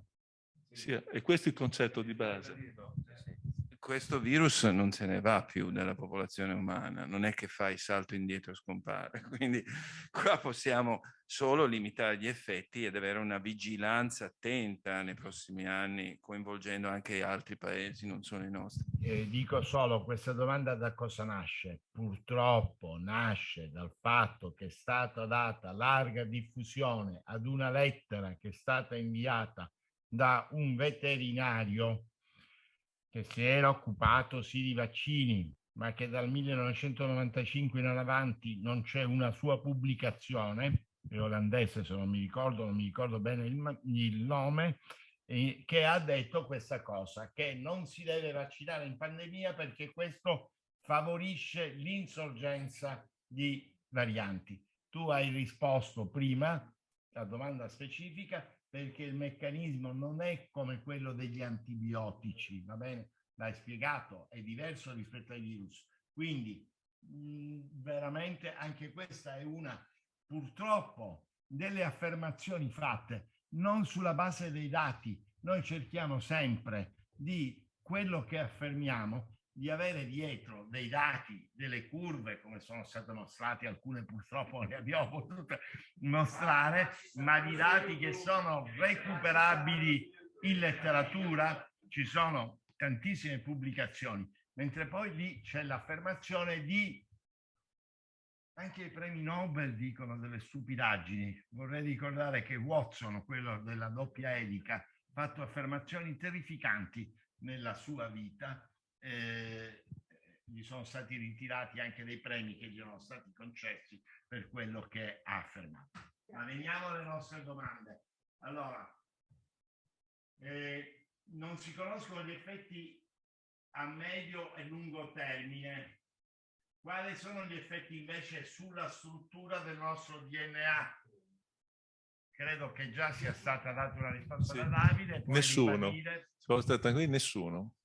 Perché se fosse una questione così, se i nostri... No, proprio veramente non so neanche come rispondere, proprio nessuno, può stare tranquillissimo. Cioè, il meccanismo d'azione del vaccino è un meccanismo che non coinvolge, non può comportare, non è un, cioè su questo voglio dire ci sono degli effetti avversi da vaccino, certo, va bene, ci sono, però non questi, non questi, perché non sono possibili per il meccanismo del vaccino, ecco, che non ha nessuna azione sul DNA. Scusa Roberto, però qua volevo invece, su questo sono anch'io categorico, però sugli effetti a medio e lungo termine si sta studiando. Per forza il vaccino è iniziato il 27 di dicembre, ci vuole, come tutte le cose scientifiche, il tempo, e il tempo è in questo momento utilizzato da molti di noi. Abbiamo tutti in corso degli studi che valutano gli effetti nel breve, nel medio e nel lungo termine, però quello che viene adombrato qui non è letteralmente neanche possibile. Ci sono voluti 50 anni per scoprire che l'aspirina provocasse delle ulcere a livello gastrointestinale. 50 anni. No, volevo ricordare questo perché questa ipotesi sul cambiamento del DNA è la versione moderna di quel quadro che vi ho mostrato sulla vaccinazione. E esattamente le stesse paure irrazionali, inspiegabili, che vengono portate su un altro livello. Il problema è che sono passati tanti anni da quella stampa che ho mostrato e le risposte ci sono anche su internet. A volte forse però si va a cercare quello che si vuole e che si vuole credere. Per cui qui è ovvio che c'entra molto anche la predisposizione a capire e a vedere quello che viene detto dagli scienziati. Grazie. Questa domanda mi sembra molto interessante Buongiorno, vorrei sapere, visto che si dice che la terza dose è soprattutto indirizzata ai più fragili, chi sono le persone che invece non si sono potute vaccinare e per quali problemi? Quelli che vorremmo proteggere, come dicevo prima. Allora qui ognuno di noi può dire la propria di sicuro, però di sicuro sono le persone con problemi oncologici, in trattamenti oncologici, persone con forti problemi di immunodepressione o trattamenti in corso che alterano il sistema immunitario ci sono delle persone che hanno una serie di comorbidità e caso per caso si va a vedere, però queste sono le categorie più fragili. C'è il concetto dell'età che è stato introdotto, ha dei limiti, almeno per come la vedo io, però c'è un'ipotesi di vaccinare le persone chiaramente ultra ottantenni perché costituzionalmente avrebbero queste problematiche e questi sono i più fragili. Le persone che non si possono vaccinare sono molto poche. Molto poche. Le controindicazioni assolute sono veramente irrisorie e imparagonabili a nessun altro vaccino mai comparso finora. Quindi bisogna dirlo chiaro, sono pochissime. Quali sono? Sono le ipersensibilità note ad alcuni componenti del vaccino, che sono anche queste molto, molto, molto rare, situazioni di problemi per il vaccino Vaxzevria correlate a problemi di coagulazione, la sindrome da perdita capillare straordinariamente rara e problemi di trombosi associati a piastrinopenie straordinariamente rare. Queste sono le controindicazioni. Sugli altri casi si deve solo temporeggiare, magari dilazionare, differire leggermente la somministrazione per problemi intercorrenti, che sono solo delle precauzioni che una qualunque anamnesi prevaccinale fatta seriamente riesce a depistare. Grazie Stefano. Buongiorno. La proteina S contenuta nei sieri è dannosa per il nostro organismo?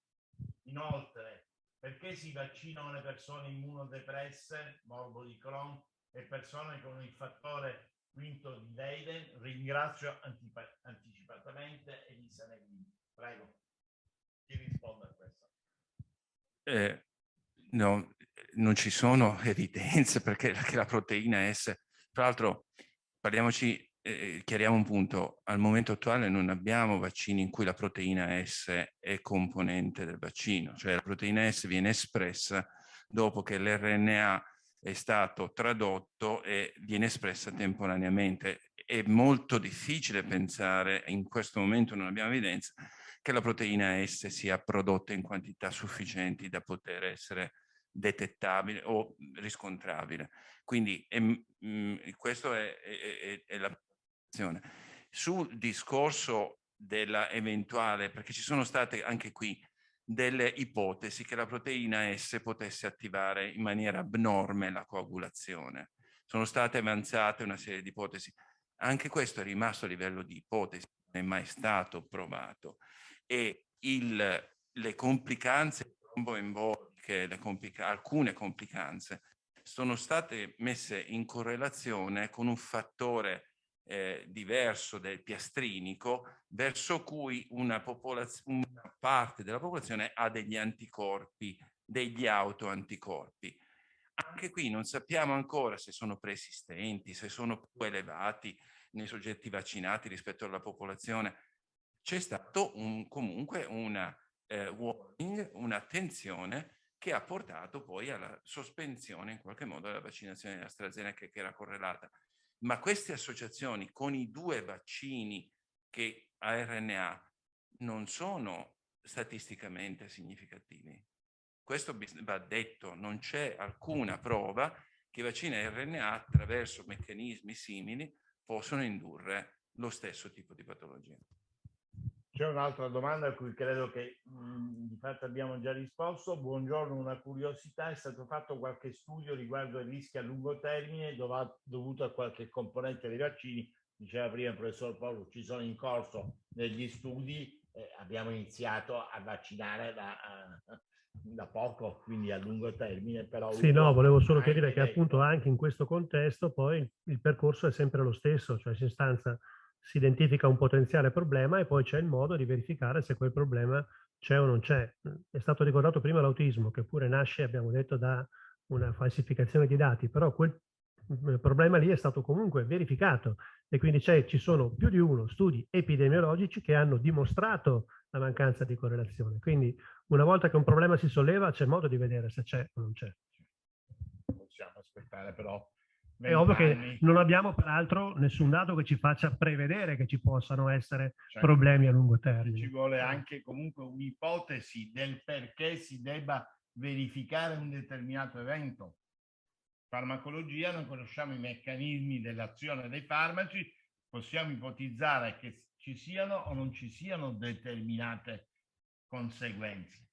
Altra domanda, non lo so se è vero, immagino di sì, visto che lo dicono, perché il dottore che ha creato il sistema RNA messaggero dichiarò di evitare il vaccino?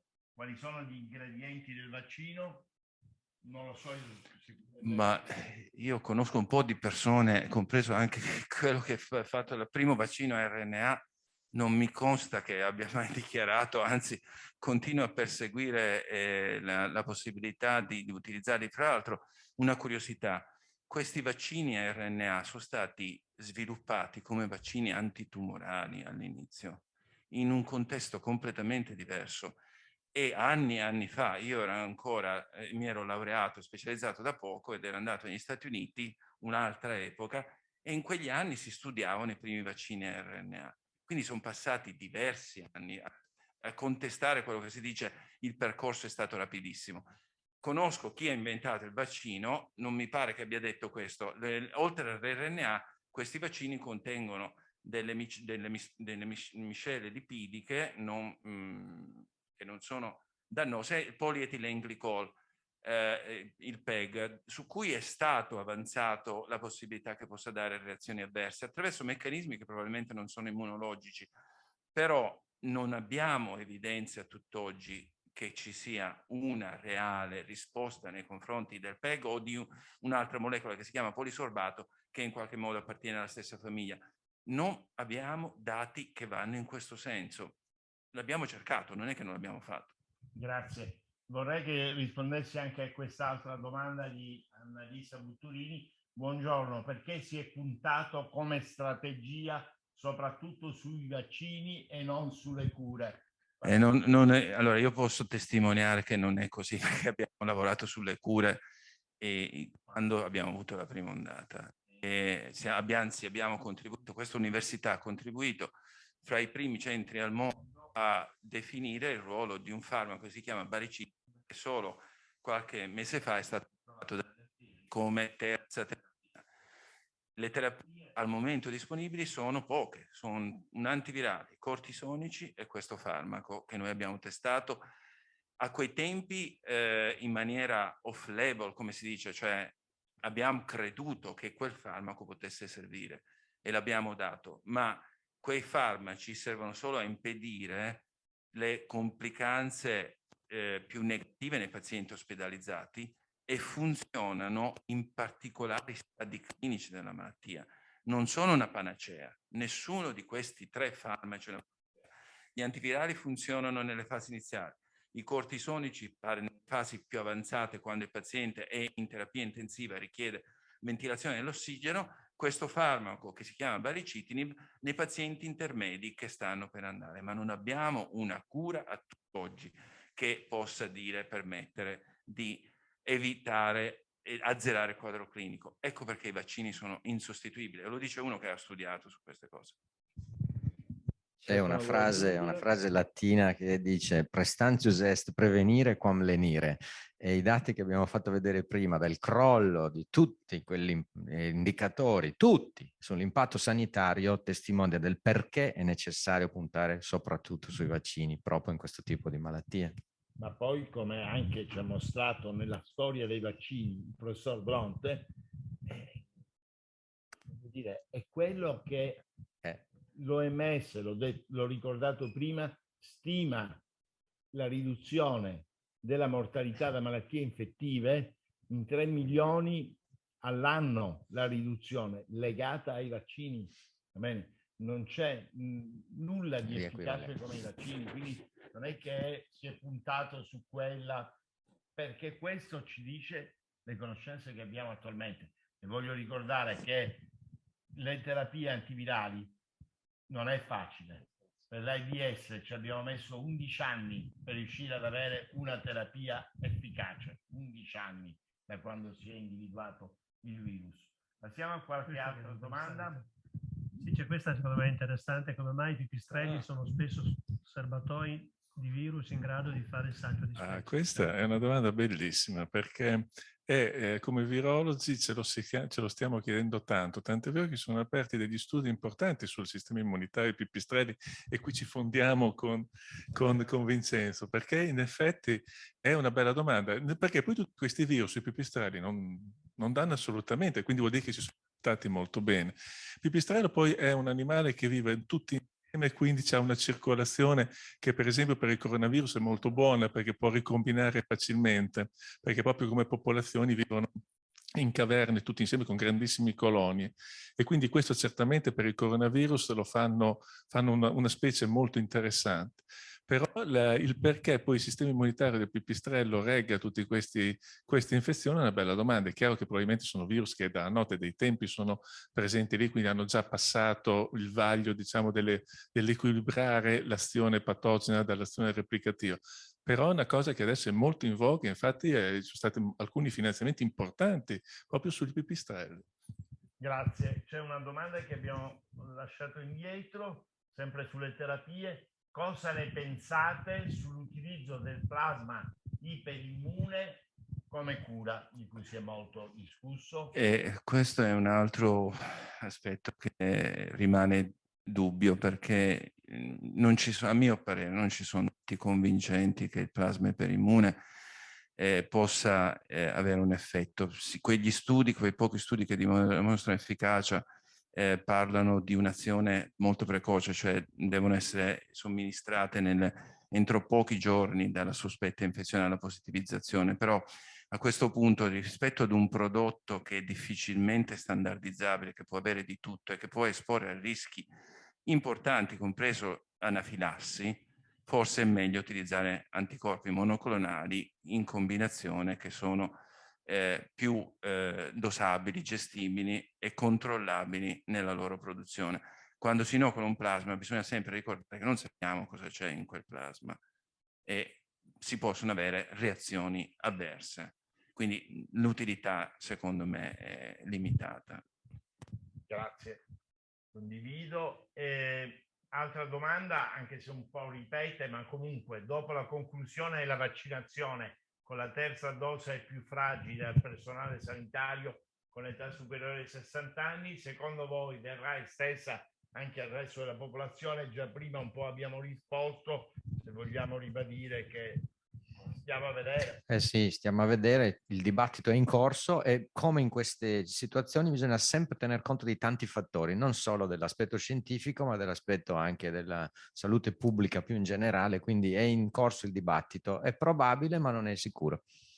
Bene, altra domanda, la prima parte della domanda di Ilaria abbiamo già risposto, potrebbe essere che questo vaccino diventi come quello anti-influenzale, cioè ogni anno una dose, abbiamo risposto prima. Mentre invece la seconda, interessante, rispondiamo, non ho capito, i bambini verranno vaccinati? Molti genitori esprimono paura poiché questi vaccini non sono stati studiati sui bambini e non sanno che effetti potrebbe causargli. Grazie, non so se vuole rispondere Ugo. Sì, in realtà appunto ci sono dati che vengono analizzati, quindi non è vero che si somministrerebbe questo vaccino in mancanza di prove di efficacia. In realtà appunto gli studi stanno aumentando anche nelle fasce d'età più piccole, quindi è probabile che questa vaccinazione possa nel tempo abbassare quindi l'età con cui fare la vaccinazione e d'altra parte, come dicevo, se il pericolo o la paura è quella legata alle reazioni avverse, ovviamente ci sono i dati disponibili, ma c'è anche una sorveglianza particolare che terrà d'occhio qualunque tipo di problema che dovesse emergere anche in queste persone, insomma, in questi bambini. Comunque, al momento, ricordiamo, al momento solo non sopra sono autorizzati sotto i 12 anni. Quando si accumuleranno dei dati sufficienti a poter dare questa autorizzazione, e allora ovviamente riparleremo.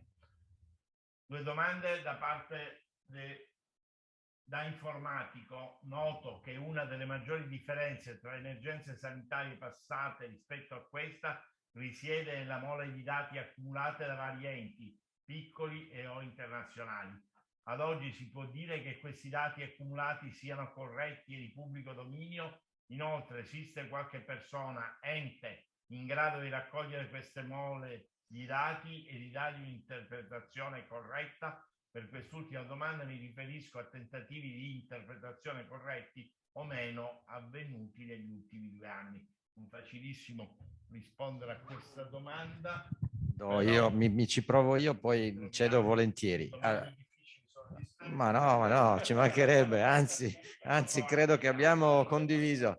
No, secondo me, se interpreto correttamente quello che dice, in realtà gli enti internazionali stanno già rendendo di pubblico dominio tutto quello che è rendibile di pubblico dominio. Io non vedo tentativi di occultamento e ne vedo in questi enti complotti, come ha citato prima Enzo. Non è vero, ci sono gli enti che sono deputati a raccogliere tutte queste informazioni, valutarle, vagliarle e fare i report, e sono tutti pubblici, una cliccata, uno tira fuori tutti i report che vuole qui ed ora. Quello che è ancora un po' più complicato è ragionare nel medio-lungo termine. Questo è più difficile adesso, e lì magari le interpretazioni uno si lancia e uno può essere anche mal interpretato, però secondo me non c'è questo rischio. Bisogna fidarsi agli enti istituzionali ufficiali, e ce ne sono parecchi, e a quelli dobbiamo dare credito. Roberto, questo mi dà la possibilità di ricordare 2 cose, perché questa domanda nasconde secondo me anche una altra visione che è più informatica. E la prima cosa che volevo dire: è ovvio che alcuni di questi dati non sono disponibili perché richiedono l'anonimizzazione per motivi di privacy. Quindi i dati devono essere prima rimessi in un formato che permetta la consultazione. Questo non è semplicissimo quando si tratta di big data. L'altro problema che abbiamo tipicamente italiano è che abbiamo effettivamente la difficoltà di immagazzinare e gestire big data a tutti i livelli. Ed è stato detto da più persone, da Gimbe ne ha fatto, la Fondazione Gimbe ne ha fatto un cavallo di battaglia. Su questo punto come Paese Italia siamo indietro. Abbiamo bisogno di una maggiore capacità computazionale, di una maggiore capacità di raccolta e di creazione di database e una maggiore infrastruttura per l'interpretazione. Su questo sicuramente abbiamo bisogno di informatici. Se posso, è sicuramente vero, confermo questo, però si sta anche cercando appunto di migliorare la situazione. Volevo solo brevissimamente ricordare che questa rapida condivisione delle informazioni, diciamo, da parte dei dati, ha anche alcuni problemi, nel senso che per esempio la rapidità con cui i dati vengono portati a pubblicazione con i preprint, ecco, è un tema sicuramente importante, perché sono dati che vengono pubblicati senza prima di una revisione scientifica, e quindi ovviamente devono essere valutati tenendo conto di questo fattore. Insomma, quello è sicuramente un problema, insomma, ecco, non facile, la rapidità. Entriamo in campo anche un po' specialistico. Sempre Andrea, scusate, spesso mi ritrovo a comunicare con persone che azzardano affermazioni pseudoscientifiche del tutto campate per aria. Siccome credo accada a chiunque ogni giorno, avete qualche consiglio su come indirizzare una conversazione costruttiva per entrambi i lati? Non risulta essere una domanda tecnica, ma credo colga il tema della conferenza. Provo a dire io qualcosa, cioè non è facile, però se qualcuno pone dei dubbi in maniera sincera, cosa intendo dire? Non perché purtroppo noi oggi assistiamo anche a forzature politiche rispetto alle campagne, a essere contro i vaccini e così via. Ma se qualcuno ha delle perplessità, dei dubbi e fa delle affermazioni perché ha letto qualche cosa, come dicevamo prima, magari detta da un medico più o meno noto, l'unica maniera è cercare di discutere presentando dei dati. L'unica, al mio parere, è quella di dire: questi sono i dati che abbiamo a disposizione, non possiamo fare affermazioni basate sul nulla, devono esserci delle ipotesi e allora si può discutere, ma altrimenti è difficile. Faccio fatica a convincere uno che sostiene che la Terra è piatta.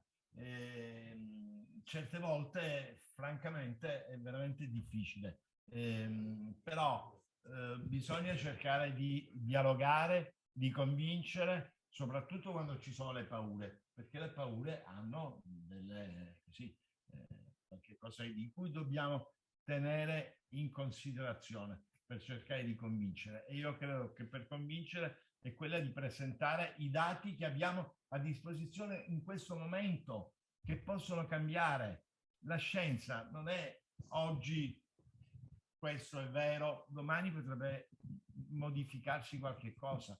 Prima negli interventi che sono stati fatti da voi avete detto non lo sappiamo in questo momento, stiamo accumulando dati, stiamo studiando e vedremo.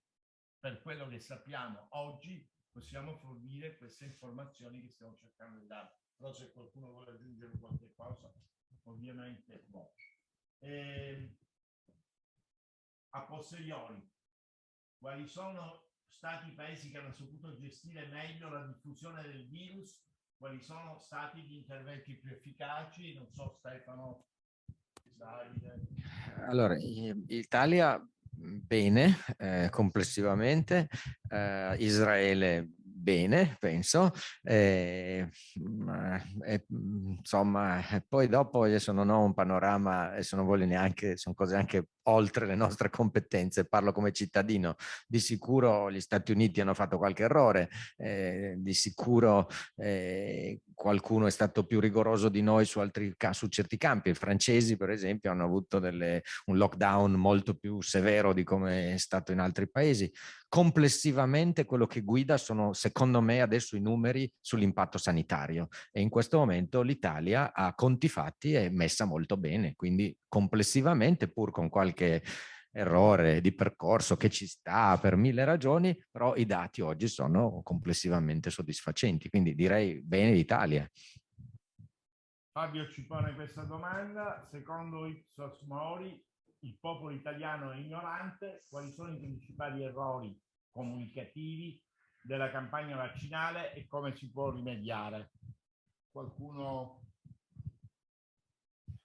Io posso dire semplicemente questo: sicuramente ci sono stati degli errori di comunicazione, ma non so da chi fatti, anche a livello delle trasmissioni televisive, dei giornali, l'enfasi che si pone, non lo so. No, Roberto, l'errore più grosso di comunicazione l'ha fatto l'AstraZeneca. L'AstraZeneca, credo che uno dei motivi per cui l'AstraZeneca, che è un vaccino che io reputo valido, sia stato così, è stato proprio dipendente dagli errori di comunicazione sugli studi iniziali, alcune inesattezze che erano state fornite e poi corrette. Ecco, su quello però siamo migliorati, sono tutti migliorati, nel senso che il modo per evitare questo è di non dover dire mi ero sbagliato, cioè essere aperti, franchi su quello che è l'evidenza scientifica. Questa è la nostra difesa, perché non c'è nulla di più pericoloso che nascondere i dati o dare l'impressione di nascondere i dati o di imperinterpretare i dati o di addirittura fare delle conclusioni che non sono giustificate. Questo nel mondo della scienza è un requisito fondamentale. Non si può andare in fantasia. Bisogna stare molto attenti sulla corrispondenza fra quello che si deduce e quello che viene fornito. Ecco perché forse questo è un sistema che dovrebbe essere esportato. Se posso, che si comunica con quello che diceva all'inizio il professor Bronte nella sua presentazione, cioè il fatto di avere un messaggio che dice vaccinati perché serve agli altri, perché copri praticamente le popolazioni più deboli. Questo è un messaggio che ha perso, insomma, di potenza, e non dobbiamo invece dimenticare che qui vaccinati perché serve a te, cioè c'è comunque un beneficio rischio individuale positivo che si somma a quello a livello di popolazione. Quindi bisognerebbe enfatizzare questo beneficio-rischio individuale, secondo me, anche dal punto di vista comunicativo. Credo che forse c'è Davide che voleva dire qualcosa. Non lo so. No, rapidissimo. Intanto non è che il popolo italiano sia ignorante, gli altri Vabbè, popoli siano dei esatto. geni. Sì, perché onestamente, perché se uno non si intende di una materia, è chiaro che se me parlano di giurisprudenza non ne so niente, sono sì, non ignorante, super ignorante. Sì, certo, sei che è esperto, ma noi siamo 60 milioni di commissari tecnici quando c'è la partita. Il discorso, come io sono d'accordissimo con Vincenzo e con Ugo. C'è anche di dire che c'è stata una corsa mediatica in cui tutti hanno voluto dire tutto e il contrario di tutto, perché anche colleghi stimati messi sotto pressione davano in realtà, soprattutto all'inizio, ma anche ora, perché il virus alla fine non è che lo conosciamo poi solo da un paio d'anni, che lo stiamo studiando da poco. Arrivavano praticamente a dire delle impressioni che venivano spacciate non da loro molto spesso, ma da chi intervistava. Adesso non voglio criticare la stampa, però come delle verità, invece erano delle interpretazioni di una situazione. Lì secondo me è stato anche gestito male dalle società scientifiche. Lì doveva essere che ogni società mandava un solo persona a parlare dopo che la società scientifica esprime le cose. Purtroppo è molto complicato. Sì, perché il circo della comunicazione ha delle altre regole. E poi alcuni sono stati travolti anche dal quarto d'ora di Orwell, no? Della poi cosa. certe volte lo sappiamo, soprattutto a livello televisivo, piace che si instaurino delle polemiche, delle cose. E io riprendo quello che diceva Vincenzo, bisognerebbe sempre anche dire non lo so e soprattutto non fare affermazioni categoriche quando non abbiamo i dati a disposizione per poterle fare. Dobbiamo fare affermazioni sulla base dei dati che abbiamo a disposizione, che si possono anche modificare nel tempo. Non so se Stefano voleva dire qualcos'altro. Abbiamo ancora delle domande. Quando è che potremo rimuovere le mascherine? Appunto. Allora, questa è la domanda classica. Certo. Vi ringrazio. Ma costa così poco, però. Certo, dai, adesso faccio anche. Ma direi che quando avremo raggiunto una sufficiente immunità di gregge e quindi una bella percentuale, magari anche sopra il 90%, quando l'impatto sanitario sarà ancora minimale, ancora più basso di quello che è, allora sarà il momento, ma la datazione di questo dipende fondamentalmente da noi. Più copriamo quel 30% ancora da vaccinare, più questo termine si avvicina. Prima sarebbe adesso, 30 settembre, imprudente. Meglio ancora tirare ancora un po' davanti la carretta. La domanda di Donia abbiamo già risposto, ma quindi se si è già vaccinati e dopo ci si contagia nuovamente e si risulta positivi, non si è più contagiosi o comunque la contagiosità diminuisce fortemente, abbiamo risposto prima, abbiamo già chiarito questo aspetto di qual è l'effetto che ha il vaccino. Altra domanda, è possibile un chiarimento? Alla TV alcuni dicono che i vaccini contro il Covid-19 sono sperimentali e altri no. L'EMA cosa dichiara ufficialmente a tal proposito? Lascio a Ugo, ma anche questo... insomma, l'abbiamo già detto prima, il percorso l'abbiamo visto ed è uguale per tutti i farmaci che entrano in commercio e vengono utilizzati. Bisogna... bisogna non confondere questo aspetto che quando si fa entrare in commercio certe volte un vaccino o un farmaco per motivazioni di emergenza oppure con quella che viene chiamata l'autorizzazione condizionata, non vuol dire che non ci sono dietro le sperimentazioni e così via. Significa semplicemente che è un processo che continua nel breve per l'accumulo di dati fino ad andare all'autorizzazione finale, ma non abbiamo fatto una sperimentazione sulle persone perché, come diceva prima il professor Moretti, il numero di soggetti che sono stati sottoposti alle sperimentazioni con i vaccini è decisamente anti-Covid, decisamente superiore ai numeri che in genere si utilizzano per immettere in commercio i farmaci, dove certe volte abbiamo farmaci messi in commercio sperimentati su 1000-2000 soggetti, va bene? Qui parliamo di oltre 10.000 d'accordo? Non dobbiamo farci fuorviare da aspetti che sono un po' di tipo burocratico. È possibile fare un altro vaccino, epatite B, dopo 2 mesi dalla seconda dose del vaccino Covid, o ci potrebbero essere interferenze, Stefano? Liberissimi di farlo, tranquilli, vaccinatevi. Ok. Luca, se una persona, nonostante ben si dica sul vaccino, non ha intenzione di farlo, possiamo parlare di cure possibili? Se sì, tempistiche, non mi reputo un Novax, ma comunque non ancora convinto per gli effetti che possono dare nel tempo, anche se penso con rischi minimizzati. Vorrei solo dire che le cure sono sicuramente più rischiose rispetto ai vaccini. Voglio dire, questa idea che sta circolando, ma perché non trovate i farmaci che curino, come se i farmaci che curino non fossero gravati da effetti collaterali? Anzi, lo sono sicuramente molto, ma molto di più rispetto ai vaccini. Quindi non so se però qualcuno vuole...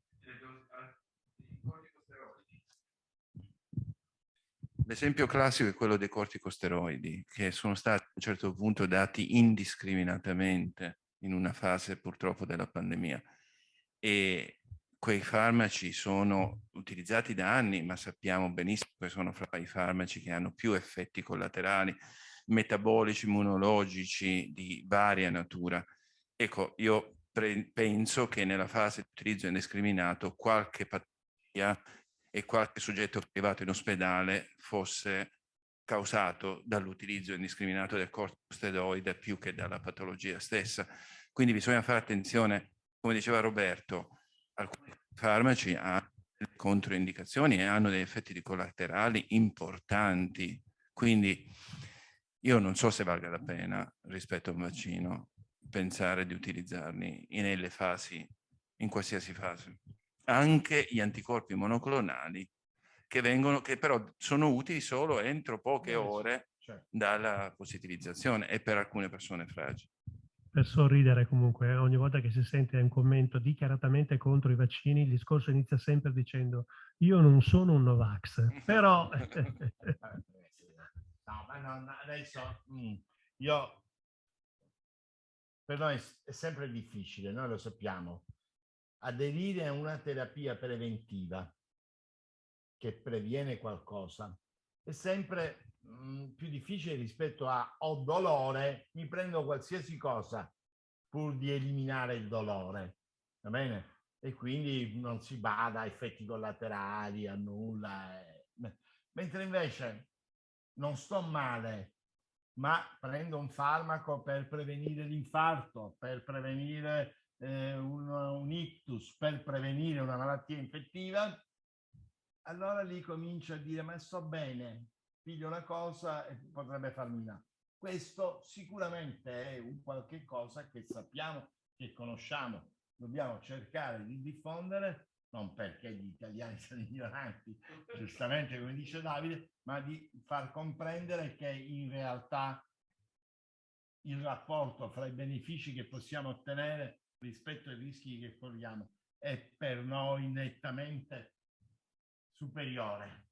Allora, la somministrazione di anticoagulanti, quale aspirina dopo il vaccino, può evitare trombi? Ha senso prescriverli? Assolutamente no. No, c'è anche un dibattito sull'eparina ad alte dosi che pare funzioni in una classe precoce di pazienti, ma non nei pazienti che sono in terapia intensiva, ma l'aspirina sicuramente no. Cioè, no, se serve al problema trombi, sì. Se serve alla sintomatologia è un altro paio di mani. Sì.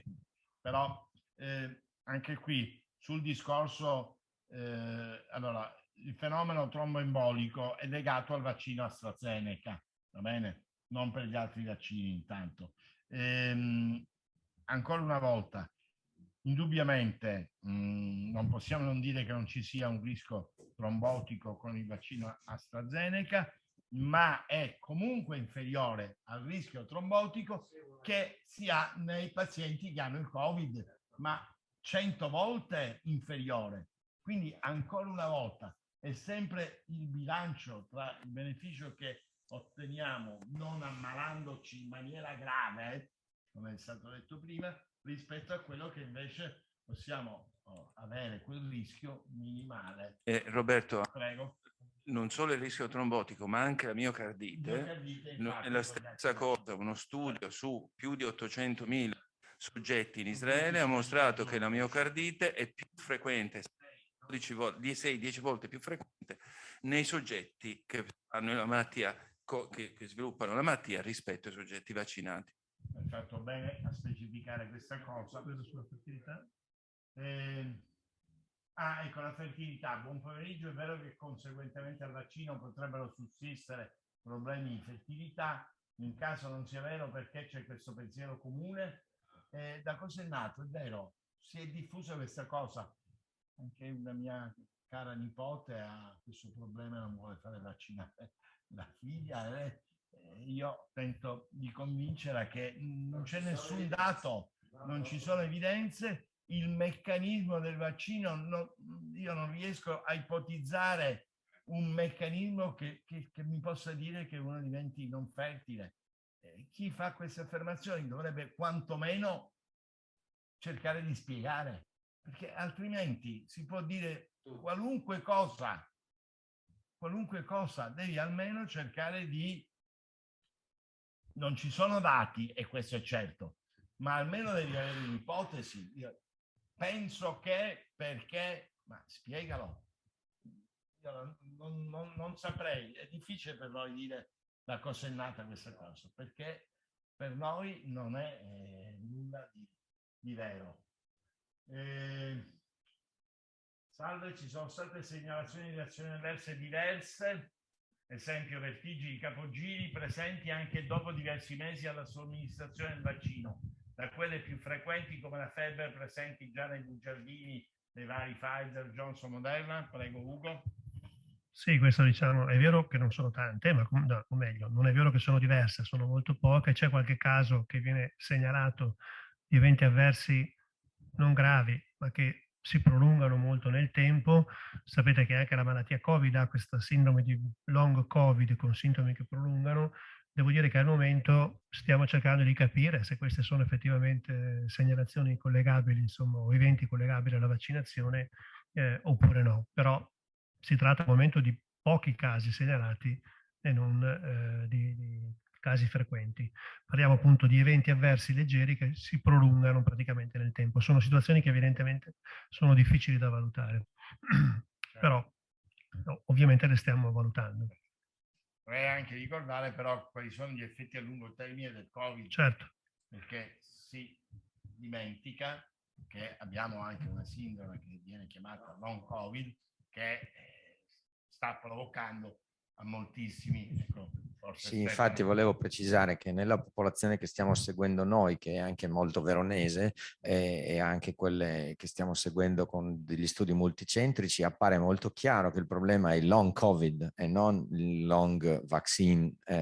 Quindi il vaccino è straordinariamente efficace e sicuro, lo possiamo dimostrare anche sulle decine di migliaia di vaccinati. Qui i nostri operatori, lavoratori, studenti hanno manifestato pochissimi effetti collaterali e di scarso rilievo, e quei pochissimi che sono venuti alla nostra attenzione qualche mese dopo con qualcuno di questi sfumati sintomi sono tutte cose non attribuibili nella stragrandissima maggioranza dei casi al vaccino, mentre invece su tutti gli operatori affetti da Covid nel medio-lungo termine qualcosina si vede ed è oggetto di questo sì di molta attenzione. Adesso questa domanda è chiaramente provocatoria. Come mai dite che i pro sono nettamente maggiori quando secondo i dati VAERS questo vaccino ha provocato eventi avversi e morti dichiarati, quindi inferiori ai reali per l'inefficienza dei vari portali di segnalazione, chissà come fa a saperlo, del 1000%, volte superiori alla somma di tutti i vaccini in commercio negli ultimi 10 anni. Prego Ugo. Allora, qui si parte proprio da questa valutazione diversa e si confonde quello che è un evento avverso segnalato da quella che è una reazione avversa. È evidente che se io mi collego appunto al sito del VAERS trovo, come anche peraltro nel sito italiano, centinaia di segnalazioni di eventi gravi, morti, trombosi, però come abbiamo detto, avendo vaccinato un numero enorme di persone, è chiaramente molto frequente che capiti un evento grave temporalmente correlato alla vaccinazione. Sono segnalazioni di eventi avversi, diventano un possibile problema quando, ripeto, sono più frequenti rispetto a quello che era l'atteso e devono comunque essere validate da studi di epidemiologia. Quindi non si può confondere la segnalazione di un evento avverso come un evento collegato alla vaccinazione. È lo stesso discorso che peraltro vale anche per quello che riguardavo prima di queste sindromi con eventi lievi che durano nel tempo. Sono segnalazioni al momento. E non si può far finta di non sapere che in un arco brevissimo di tempo nel mondo sono stati vaccinati 3 miliardi di persone. 3 Va miliardi. bene? E quindi quando si parla dei vaccini negli ultimi 10 anni, come hai benissimo spiegato, un conto sono le segnalazioni, un conto è dire che sono reazioni avverse. La distanza è enorme.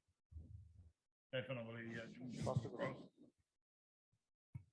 Non vaccinare gli abitanti dei paesi poveri aumenta il rischio che si sviluppano varianti per le quali i vaccini attuali siano inefficaci. Lo pensa, si potrebbe ricadere nel lockdown del 2020 qualora accadesse? Ma il discorso è che comunque adesso non si pensi che stiamo con le mani in mano, c'è un'azione di sequenziamento micidiale a livello di tutte le nazioni e quando si hanno come quello che abbiamo visto, la chiamiamo Mu e Lambda, che l'abbiamo visto in Sud America, si mette subito sotto analisi e studio. Quindi i vaccini che siano inefficaci bisogna poi anche provarlo, nel senso che bisogna fare tutti degli studi. È chiaro che quando viene fuori una nuova variante si mette sotto studio. Adesso vediamo, queste due potrebbero finire nel dimenticatoio come ne abbiamo già viste 21, perché magari hanno delle caratteristiche che possono dare teoricamente fastidio ai vaccini, ma poi si replicano male. Perché attenzione, le varianti non sono tutte poi che riescono a dominare la scena, tantissime delle varianti appaiono, poi vengono sormontate da varianti che magari non hanno certi tipi di problemi, ma magari si replicano di più. E quindi l'indiana, diciamo la delta, è stata un po' particolare. Chiaramente se saltasse fuori una variante, come diciamo poi prima di quando ci siamo incontrati, non pensiamo che tutti gli studi che sono stati fatti adesso non valgono più niente. Ci sarebbero dei vaccini che coprirebbero anche quello. Sì, ormai è talmente lanciata la questione della ricerca in questo campo che veramente si fa poco. Dovete pensare che è la prima volta che vediamo in 20 giorni dalla segnalazione dell'infezione abbiamo avuto il sequenziamento del virus e il vaccino in pochi mesi. Ma ragazzi, è roba che se ce la raccontavamo quando erano gli studenti gli avremmo dato del matto, secondo me. Non so se voi... Però credo che nulla toglie a quello che si diceva prima, che è importante vaccinare anche nei paesi. No, c'è l'altra domanda che mi pare interessante.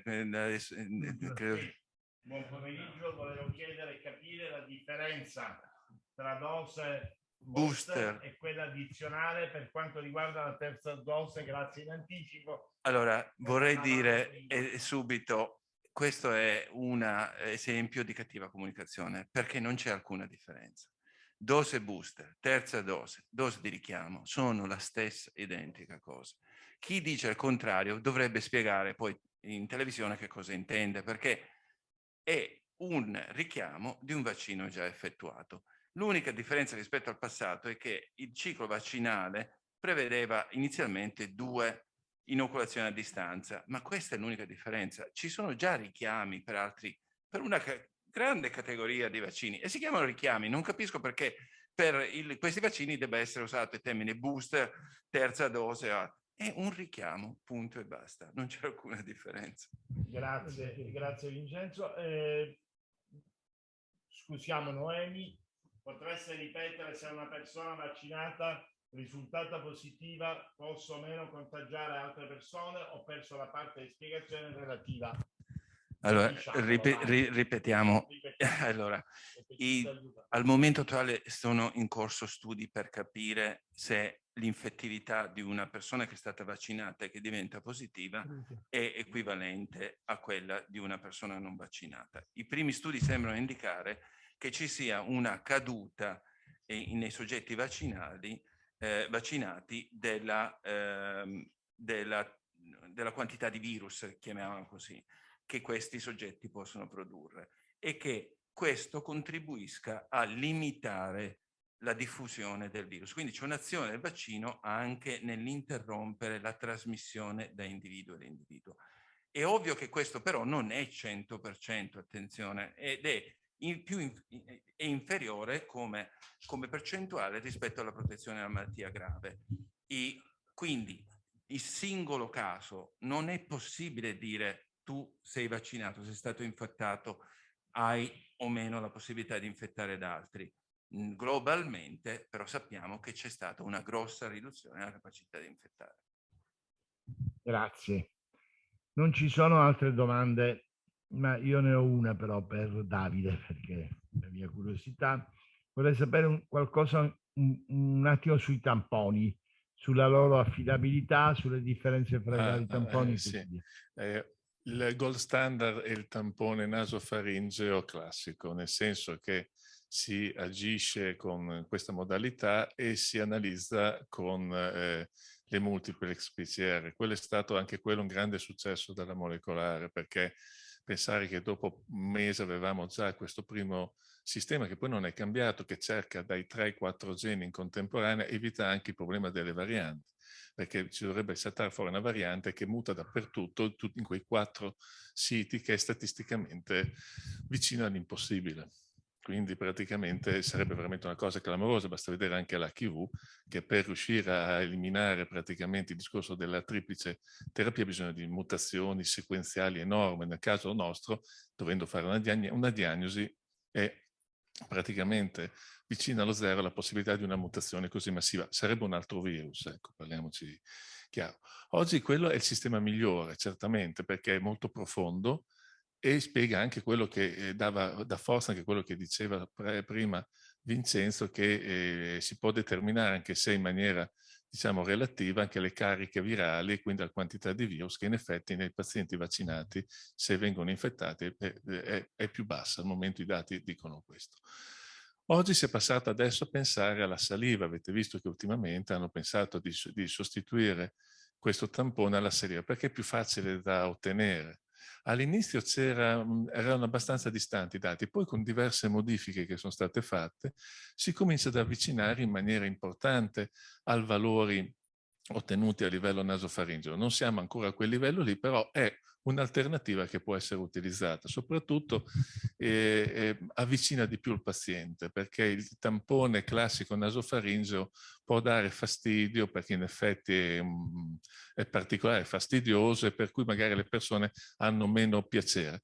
Oggi lo si vuole usare, avete visto, con le scuole, sentinelle, eccetera, da un punto di vista anche di un'autosomministrazione, con tutti i rischi e i vantaggi di questo sistema. Adesso vediamo come evolverà la questione. Certo che questo è un passaggio che, se riuscisse a essere fatto, porterebbe una più facile analisi dei campioni. Invece l'antigenico, tanto per dire quello che è cosa, quelli diciamo di prima generazione oggettivamente vedono solo le alte positività. Quindi quando è fortemente infettante, anche con diciamo di seconda, terza e quarta generazione migliorano la questione, ma sono inferiori al sistema molecolare, non c'è niente da fare, che poi possono anch'essi in certi ambiti dove magari è più difficile usare la molecolare, hai bisogno di una risposta immediata, anche se oggi i sistemi molecolari sono rapidi, hanno una loro valenza. Bisogna però codificare questi utilizzi di metodologie proprio in casi e in situazioni particolari, ecco. Perché tutto va bene, basta che lo contestualizziamo. Bene, grazie. Vi ringrazio moltissimo per le risposte esaurienti che avete fornito. Ringrazio tutte e tutti, studenti e non solo, immagino, che hanno seguito questa tavola rotonda.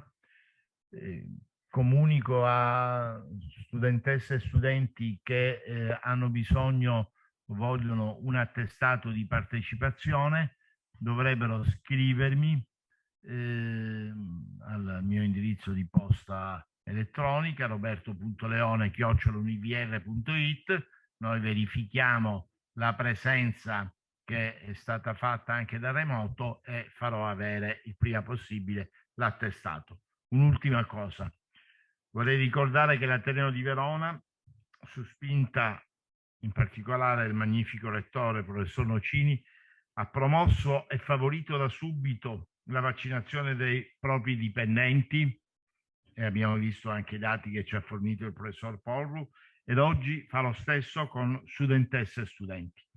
Così, in collaborazione con l'azienda ospedaliera universitaria integrata di Verona e con la Croce Verde, abbiamo organizzato qui a Veronetta, veniva ricordato all'inizio già da Stefano Ambrosini, il presidente del Consiglio degli Studenti, una giornata di vaccinazione il 6 ottobre, in concomitanza con il Welcome Day delle nostre matricole. Sul sito dell'università potete trovare tutte le informazioni per poter utilizzare quella data per vaccinarsi. Noi speriamo di avere convinto qualcuno che magari non era convinto. E ringrazio ancora tutti quanti per la partecipazione.